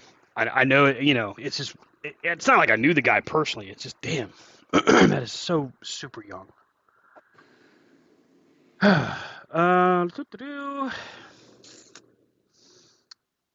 Always like to scroll through the different news feeds. This is an interesting one. I'm curious as to what it will really pan out to.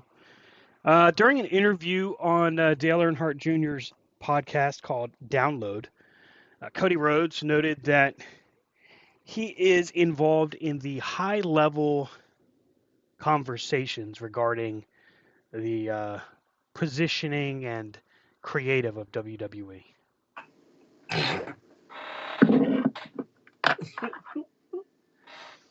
Okay. Okay. Okay, so there's a number of ways you can look at this, right? So it could be like the John Cena, right?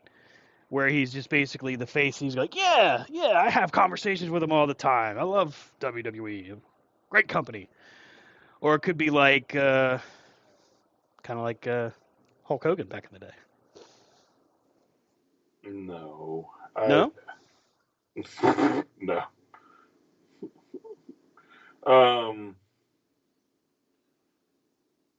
I really. How do I say this? Maybe he, gets a spot at the table when they kind of discuss him. Maybe. Mm-hmm. But I would think that Vincey has been bit by that bug way too many times. And I don't see it happening.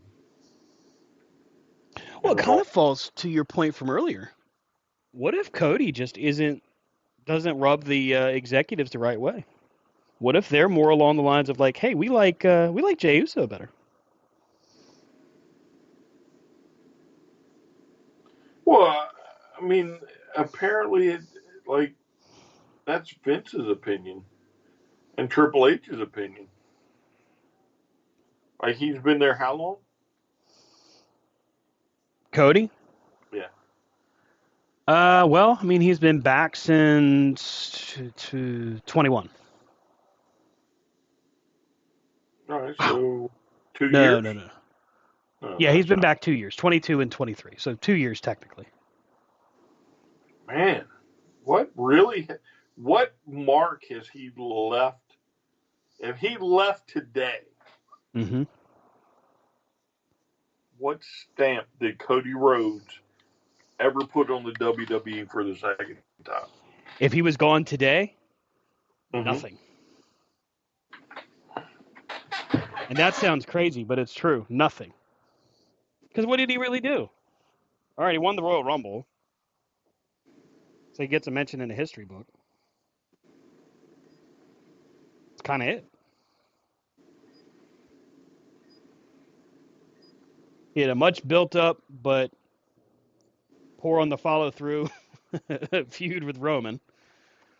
The finish, the story is now one of the most popular memes, as he has been unable to do so. So if he was to leave today, yeah, it sucks, but there's not really a legacy to say he's taken with him or made a mark. Yeah, not so much a legacy, but like, what has he done? Yeah. Like, why would I even? Like, I'm not even invested in you. Why would I invite you to the table for top level creative discussions? Right. Now, maybe he is. Who knows? But like, who's he getting creative with? Because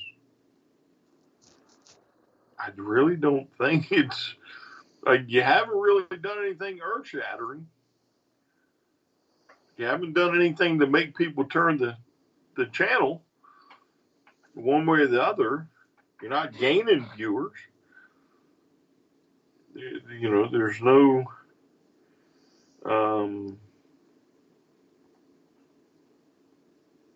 there's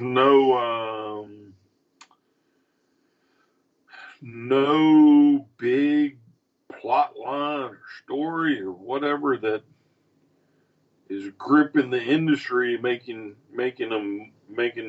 Raw or SmackDown must see. Mm-hmm. So, what are you doing? Well, here's the thing, and this is probably where they're building it to. But if in fact they get the Philly WrestleMania 40, and we see Cody beat Roman, then some would maybe argue this point, but I would say it would be a completely different mark left. It would be probably one of the best comebacks that WWE's ever had. So, wait, what did you just say? Wow, Becky Lynch just beat Tiffany Stratton for the NXT Women's Championship. What I just said was, if we get WrestleMania 40 in Philly, and Cody beats Roman and wins the title,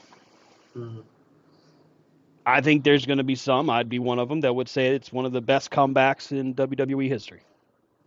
Not the best, but one of them. All right, so what is he coming back from?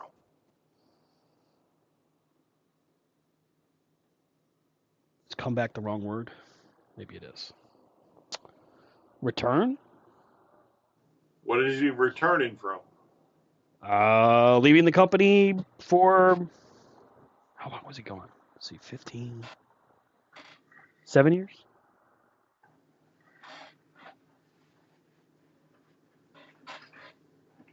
So,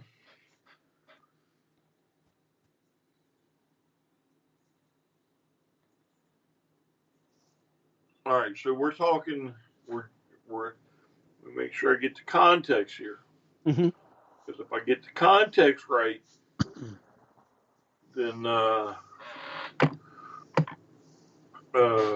give you something to ponder. So you're talking that you think his might possibly one of the best people to leave and come back. Yeah. That's the. You're framing it better than I did. Yes. Okay, so where does he rank with Drew McIntyre? Behind Because I McIntyre. think Drew clearly is better in this than Cody was in a return.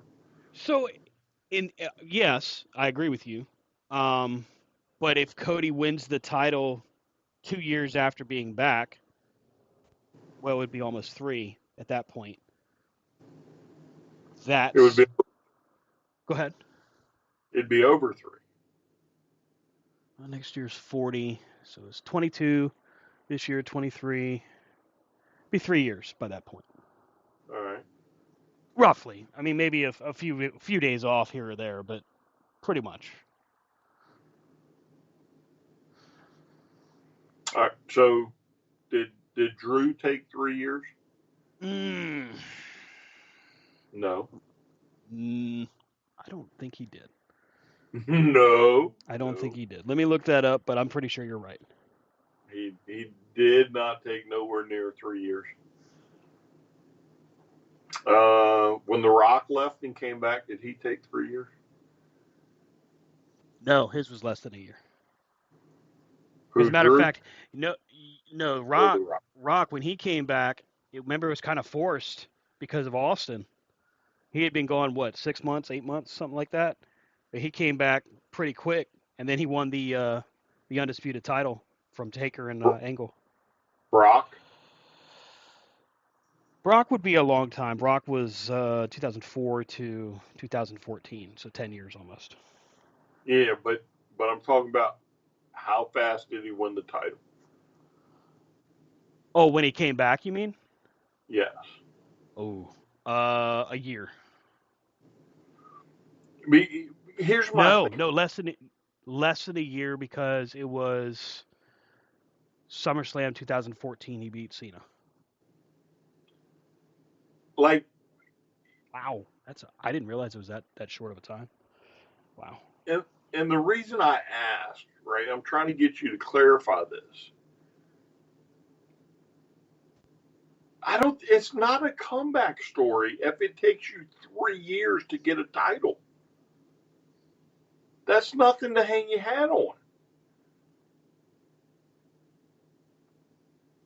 You see what I'm saying? Especially when the majority of time you were to date, you were out injured. You had no feud to write home about. You've had what, 3 matches with Seth Rollins, and that's your biggest feud? Outside of the feud with Roman. What feud with Well, Roman? that's not really a feud, I guess. It's just a build up. Right. More of a one off at this point because they haven't had any interaction since. So you haven't had like nothing to hang your hat on yet. Right. How is him winning the title 3 years down the line something to be applauded? I guess that would be my more that would be a better question. I think it tells a different story. I think it and maybe me framing it as like a comeback story or a return story is the wrong frame of reference. It's just, to me, I think that being able to transition from WWE to the Indies to starting your own company, then coming back to WWE, and we'll just say in 3 years' time, we'll just keep it general, wins the WWE Undisputed Universal, whatever the fuck they call it now, title. But it's, in my opinion, at that point, that cements that. I mean, I would call that a solid comeback. And comeback again, and again, comeback is maybe not the right word, but I think that's a solid journey back. At this point, I'm not even sure how you would even quantify putting Cody against Roman for that title.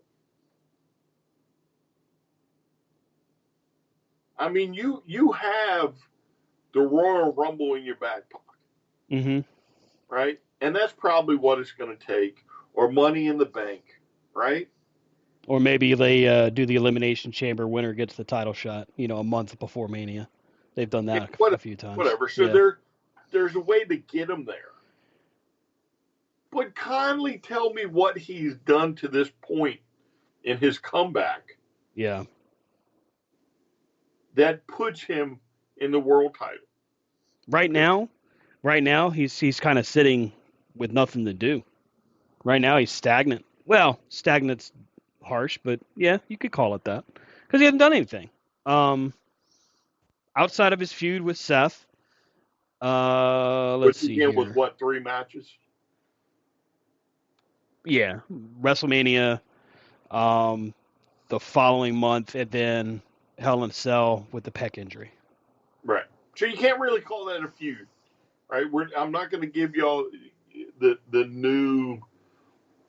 new thought process that 3 matches makes a feud. But it all depends on the company you're watching. Well, no, it doesn't matter what company you're watching. I'm not giving you that. Okay.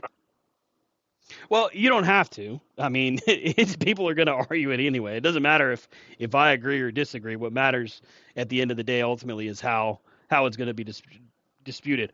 I happen to think you make a point. I think you're making a good point. But it's interesting because to me, I think, and I still would look at it as, okay, it would. I am still searching for the right wording on this because I agree with you in the essence of, all right, well, is it a comeback story if it takes 3 years? Probably not. That's a long time. Is it a return story? Doesn't that kind of fall under the same thing as a comeback? So, I mean, I see your Yeah, point there. but I think that it cements a legacy much better than how to does it say he cement just, a at this legacy? point, if he left today. Like, how does it cement a legacy? Oh, he was WWE World Champion. Right. That's the cherry He on closes, top. he, what did he say? Finishes the story. God, it's been said so much, you'd think I'd remember it. Great. And you know what? Finish the story Right. and let's move on, right? Because he sounds like a broken record, right? Oh, Now who's I'm bitter? doing this for the Rhodes family, right? I'm doing this, man. You're so unselfish. Yeah. It's crazy because what he's not paying attention to, if he's not in that ring, proving his worth week in and week out, nobody's going to buy the title win. Eventually, the name Cody Rhodes is going to start to tarnish because everybody's going to get tired of, oh, I gotta finish the story. Mm-hmm. I get it, right? He's one of the guys that you like. He's one of your favorites, Mm-hmm. right? But eventually, even you will start to turn. If he doesn't, think about what happens if he doesn't win at Mania. Mm-hmm. Boy, would they screw that up twice in a row, you think? No. Nobody said they screwed. Do I think he should have won? Yes. But do I think, see, like hindsight being 2020, do I think they screwed it up? No. The storyline up to a point.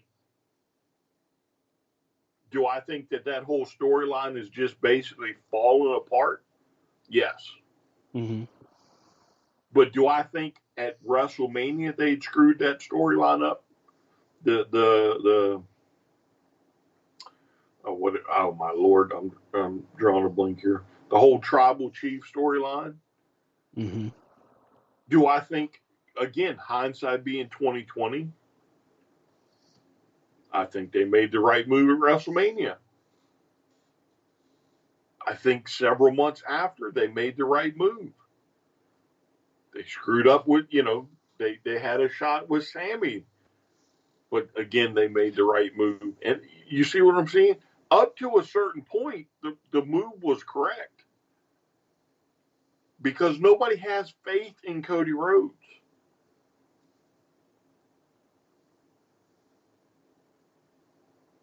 You see what I'm saying? If they had faith in him or they had faith in Sammy, they would have pulled the trigger. They would Mm-hmm. have pulled an audible. Okay, well, we didn't give them the win last year at WrestleMania, right? So I will do it next WrestleMania, right? Makes sense, Mm-hmm. right? We didn't do it last time, so we'll push it out a year. We'll do it next time. But here we are, almost October, right? Mania is in what, April? March, April? Mm-hmm. Okay, so October, November, December, January, February, March. So now I'm at 6 months. Mm-hmm. I've got no world champion. He's now a special attraction. Right. Hmm. So when do I bring him back to start pushing this? Feasibly, the Well, the time that would be the most logical would be Survivor Series, which is, oh, by the way, 2 months. so, no, like I want this to be nuclear by the time we get to Mania, right? Mm-hmm. So why wouldn't I have it going on right now?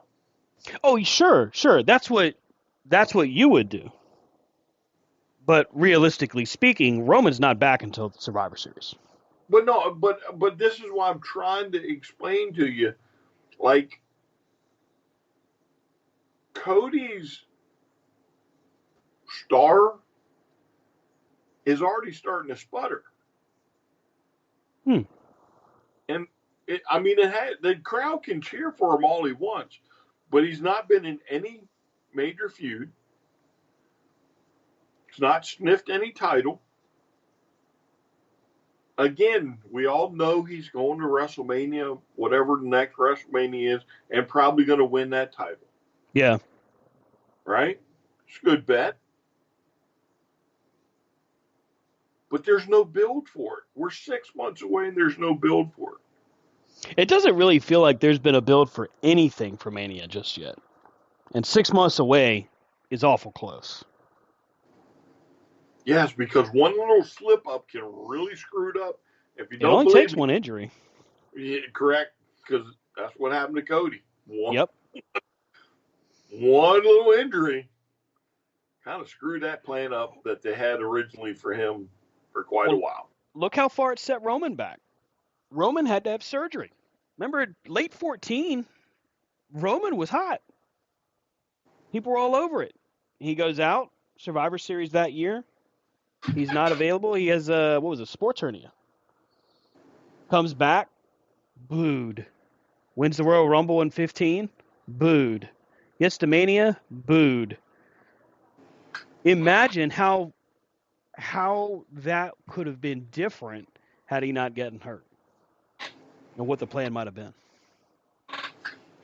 See, this is the other thing for me too that I think when I make the comment that his star is starting to fizzle, and you kind of like scoff at it.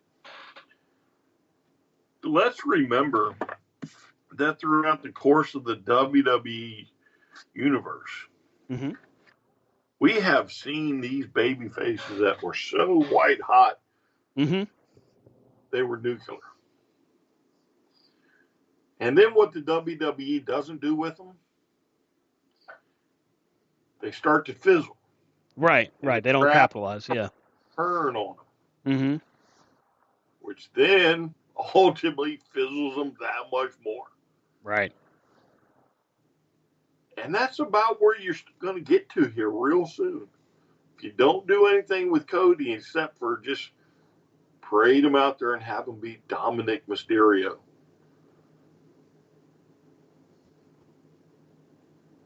Here's the thing, I mean, half the crowd will turn on him. So he gets to, let's do it a different direction here. Let's say Cody gets positioned to challenge Seth next. Because it seems apparent they're not going to put the belt on Shinsuke. Yeah, but isn't Cody on SmackDown now?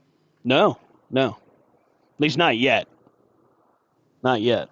They may be getting ready to do that. And maybe that's where the build starts for him and Roman. But for the moment, it feels like right before his final match with Brock, he was getting ready to, what they were trying to build it towards or tease to was him and Seth one more time. Seth, of course, is going through his feud with Shinsuke Nakamura.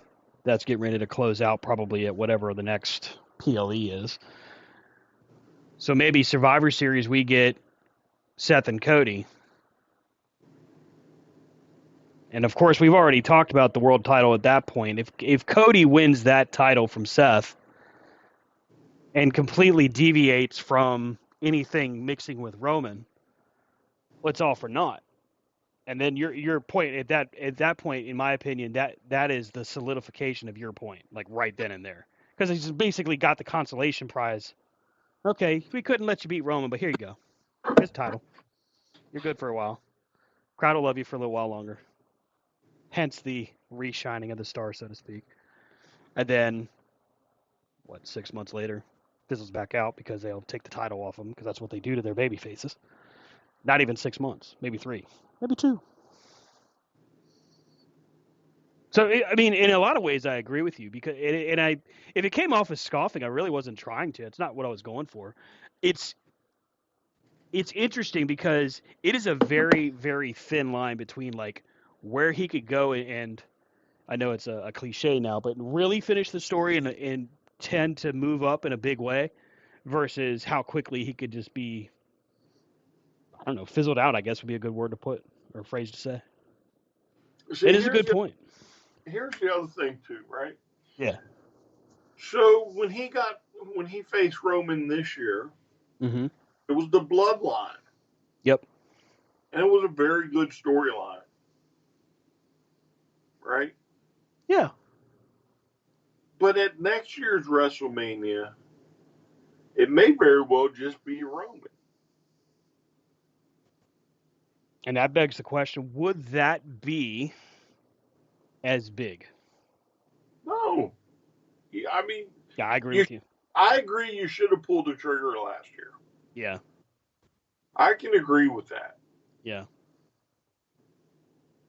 But I'm telling you, based off what you're looking at booking, Mm-hmm. if they don't kick this thing into gear pretty quick, Cody becomes an attraction. Yeah. Think about attractions. Yeah. Half the crowd doesn't care for them. Mm-hmm. Because the moment they get into that perceived part-time status, people typically turn off. They're on to the next thing. I agree with you completely there. And then go on and make stupid statements like, oh, yeah, I'm high up in the, I make creative decisions.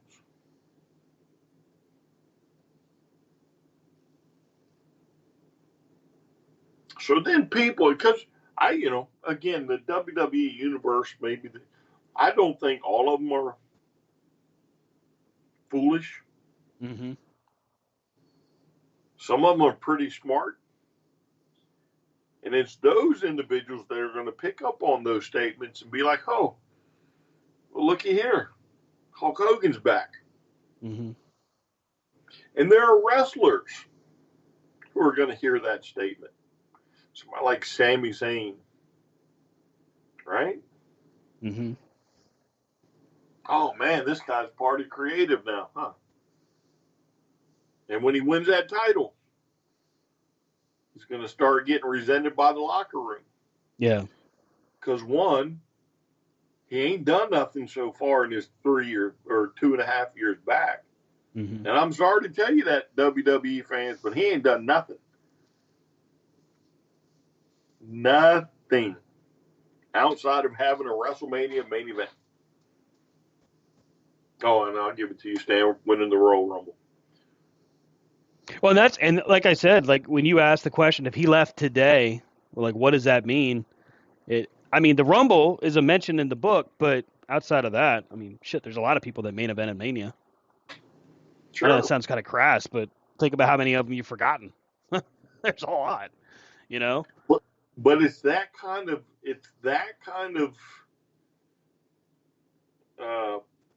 I don't want to call it. It almost screams arrogance to me. Yeah, it is. It is kind of an arrogant thing to say, especially in a public forum like that, where, it's not. It's not exactly, for lack of a better term, it's not exactly couth to talk like that when you got so many people's hands in the mix. Now let's take Sami for an instance. Yeah. Now we know he had an issue with losing to Roman. Mm-hmm. Because he said it himself. After that press conference when he lost to Roman, Triple H called him a few days later and was like, hey, what was up with that? You had the old pouty face on. Yeah. Should have been happy that you lost. Mm-hmm. No, you went out there and you were a Debbie Downer. Right. Right? But in Sammy's mind, he should have won. And he was right. In that crowd's mind, he should have won. Yeah. He was the first one to logically should have won against Roman. Do you think maybe Jay should have won in his last attempt before Jimmy interfered? Why would you? The reason I ask that is there are people that have said that the real story ending is Jey Uso taking over as head of the table, winning the title. All right, so let me ask you this. Sure.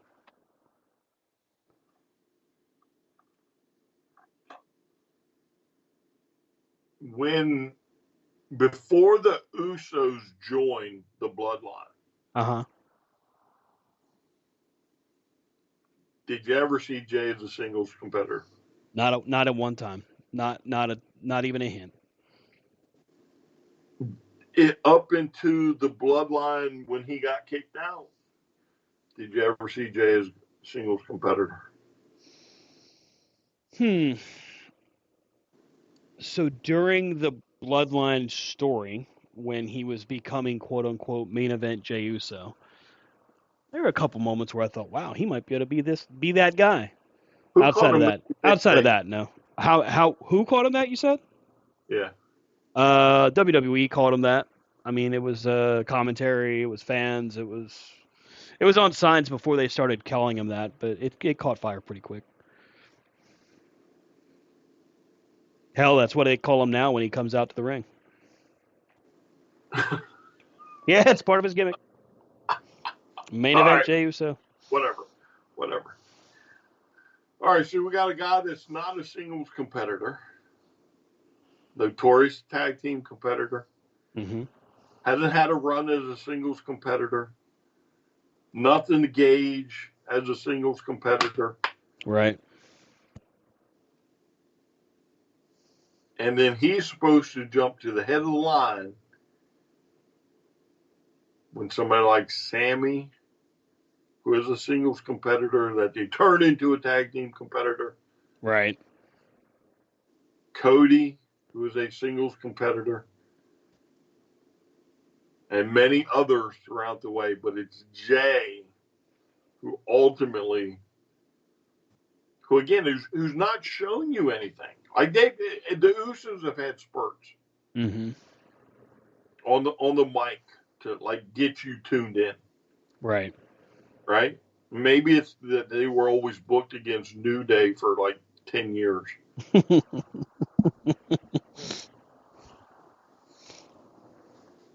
Right? Like you never really saw Jay. Jay was never good on the mic until he got mad. Right. You know what I'm saying? Like he had to have a little fire in him before he was really you would pay attention. What makes people think that this is the guy? I mean, I won't say like David Arquette. I'm trying to think of one that he would clearly be a transition champ. Yeah.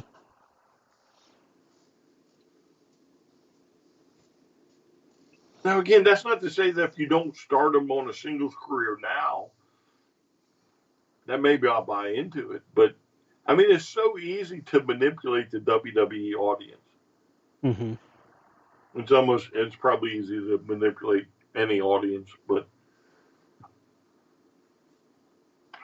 I mean, especially in the WWE, Vince tells you who you like. He sure as hell tries. And he's got the formula down. You know what I'm saying? Like, Roman's a prime example. Like, we all hated him. Mm-hmm. But what did he do? He turned him bad. Then he put him in the mid card, not mid card, but a lower, the tier right below the main event. Mm-hmm. And they gave him a mouthpiece. And suddenly, oh man, Roman's the greatest thing ever. Right. Like everybody forgets that. Like yesterday, you were just booing the piss out of him. You talk about how bad he is, and you can't stand Roman, and the next thing you know, the whole crowd is putting their finger up. And it's not because, by the way, he was garnering the actual heat that a bad guy should get. No, it was because people did not like him. Yes, that was legitimately, we do not want to see him. Yes. But Vince kept tinkering with the formula. Yep. The mad scientist that he is, and he got it to work. Yeah, speaking of mad scientist, should fire the guy that told him that mustache was a good idea. Do what? I said, speaking of mad scientists, you should fire the guy that told him that mustache was a good idea. But if I'm some of these other guys, I'm not, I'm gone. I'm leaving. Right. There is clearly a ceiling again that certain people are never going to Hmm. surpass. The ones that need to go above and beyond the ceiling, they're never going to get there. Yeah. And the ceiling is actually probably lower than it's ever been. If we're talking about Jey Uso, not only getting the world title, but having a little bit of a run, the ceiling's kind of low. And no offense to Jey, Hmm. but I think there are others that would put more butts in the seats than Jey Uso. Yeah. But the WWE doesn't help these people. Why? Because Vince has come out on record before saying that he's no longer going to have mega superstars. Right. Because he doesn't want another Hulk Hogan situation to unfold. Which, hey, your point. It's been done many times. He's been bit in the ass. Hogan did it. Austin did it. That's two of the biggest Cena, stars in the industry. Cena to in a sense did it, but not really on purpose. well, no, Cena will be the last megastar you will ever have in the WWE Yeah. until Vince is gone. It does make me wonder who that next guy is going to be. Well, I mean, it's hard to say because Yeah. again, if he's on contract with Endeavor for I think it's 2 years, Hmm. then you've got at least 2 years to go. That's going to have to be something we predict next week. What? Possibly who the next big thing could be. But like they have the people. They do. Cody and Sammy again.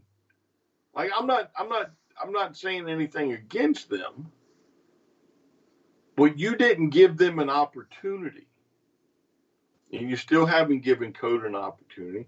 And throwing Sammy into a damn tag team with Kevin, it's not really an opportunity for Sammy to prove he can have a good single run with the world title either. No, I agree because as much as I like the pairing, it does nothing for either guy. No. And if you like didn't have a ceiling for them to, like I'm sure either one of them could make the argument why they should be world champ. Mm-hmm. But it's Vince again who and Cody for sometimes talking without thinking. I'm telling you, dude, if I was Seth and I lost the title to Cody, I'm out. Like Seth is at that point. Like I mean, he took a couple weeks off not too long ago. Mm-hmm. Because they told him, "Oh, you're not going to get a chance to talk. We're going to commercial break." Remember that? Yeah, that was And some crazy shit. he took like 2 or 3 weeks off. Yeah. So it's not like he doesn't have frustration. And let Cody win now.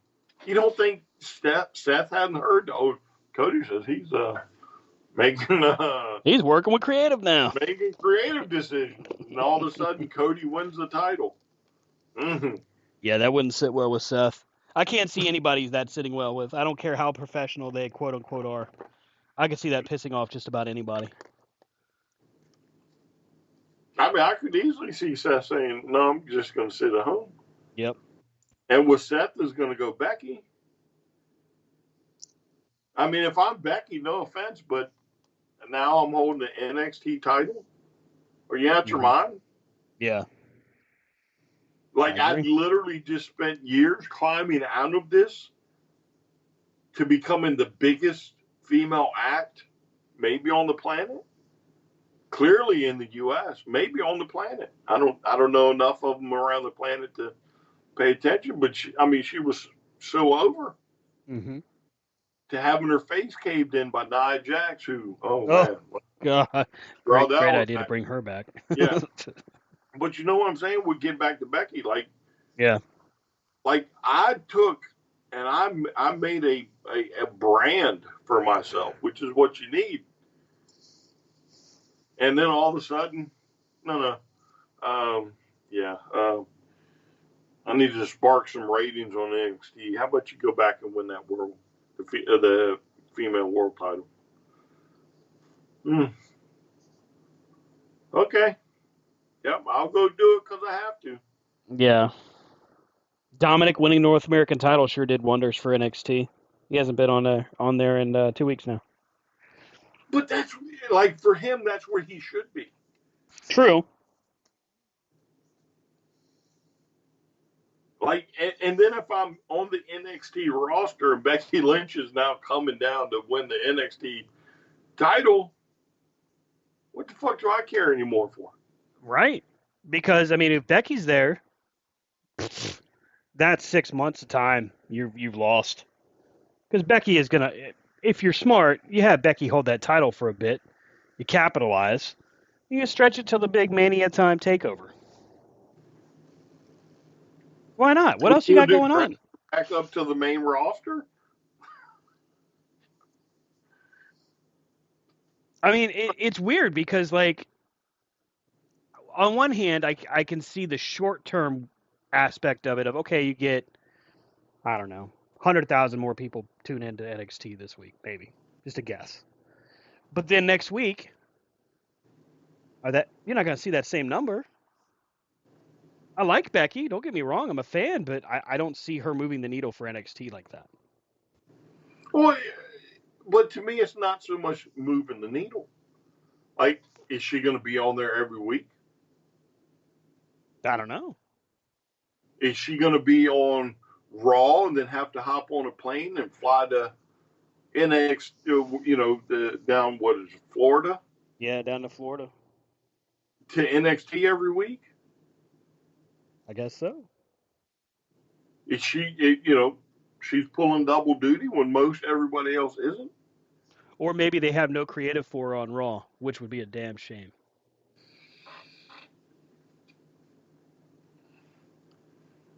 And this is not new. I've said it before.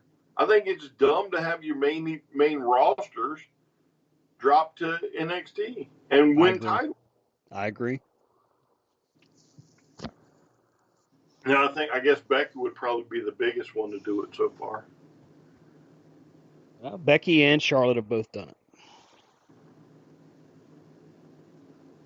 I mean, that, like, again, what are you telling me? If I'm on the NXT roster, what are you telling me? Imagine you're Gigi Dolan, formerly known as Patricia Kelly. She's been there since the start of the reboot of NXT, the NXT 2.0. Busted her ass, got attention through, Mandy Rose's faction, Toxic Attraction. Worked with JC Jane, tag champ. Finally getting an opportunity to start being her own person. Now Becky's there. Well, I mean, any of them. Yeah. Yeah, I agree. I think it's a dumb idea. It certainly doesn't help Tiffany Stratton. The gross to beat. I mean, I get that, titles aren't supposed to mean anything, but to me, it's not so much about the titles. It's that if I put in the goddamn work, busted my ass, and try to make this place something fucking special, I damn sure don't need somebody from the main roster just coming down and trying to be the forefront of it. Yeah.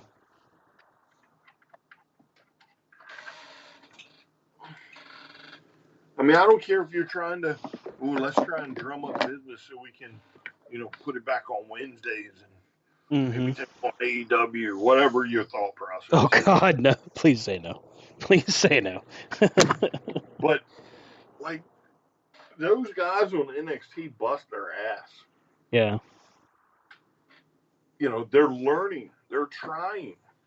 They don't need a Becky Lynch down there. They don't need a Baron Corbin down there. I'll give you Dom, because Dom probably should be down there learning it too, but they don't need that. Yeah. Let them learn to sink or swim without that. Because one day when it's their turn to be the head, the top guys, They're going to need to know what it's about. Mm-hmm. No, not, oh, well, Becky's here to save the day. Dun, dun, dun. I'm Becky Lynch. You may know me from such. Oh no! Come on, not the Troy McClure moment. I'm Troy McClure. You may know me as a former Raw Women's Champion, SmackDown Women's Champion. Well, brother, I'm back here on NXT to save the day. Well, maybe at the end of it, she can go to the DWL, wrestle down in Duffy, Georgia. I don't know why her and Seth used to be like deuces were out. Yeah, we may still see that, especially if it goes different directions the way it has been. We'll see. I would. I'm telling you, if I was Seth and I caught wind that Cody made that statement and Cody wins my title, I'd be like, deuces, I'm out. Yeah. How much longer on that contract? That would definitely bug me. I don't have any idea how long his contract has left. But you can't tell me if he sat out a year and then, it gets released. Yeah, you're doing it for the company. We all win. Mm-hmm. No. Seth just put his time in. Seth. Yeah, you won't find a more company guy than Seth Rollins. Do it. Do what? I said you would not find a more company guy than Seth Rollins. Sure. You talk about a guy that's done everything they've asked him to do and then some. I'm with this. I mean, that's just some crazy Hulk Hogan type booking. Brother. He doesn't have a tan. I think we're going to go a different direction here, brother. I just don't get it. Now, maybe, I don't know, maybe in the past they've had other wrestlers on the booking committee in the past few years and nobody's just known about it. Yeah. But there's a reason nobody knows about it. Because if you get in there and you start booking yourself into this stuff, you look like a jackass. Not to mention, if you start booking yourself to go over and now everybody knows you're uncreative. Yeah. And that's not a good look. Here's Cody. Thank you, Cody. But guess what, buddy? You go and win that world title, I'm going to stand up and be like, listen, he only won it because he's on the booking committee. He's got the pencil, daddy. Maybe that's what he meant by finishing the story. Taking the book like Dusty did. Holy shit. Nuts, man. Nuts.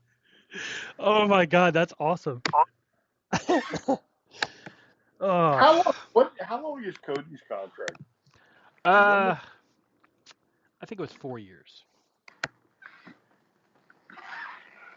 I'm sure it's only 4 or 5 years. Not to mention the amount of time that it was probably frozen while he was hurt. Yeah. Well, yeah, I forgot about that. Yeah.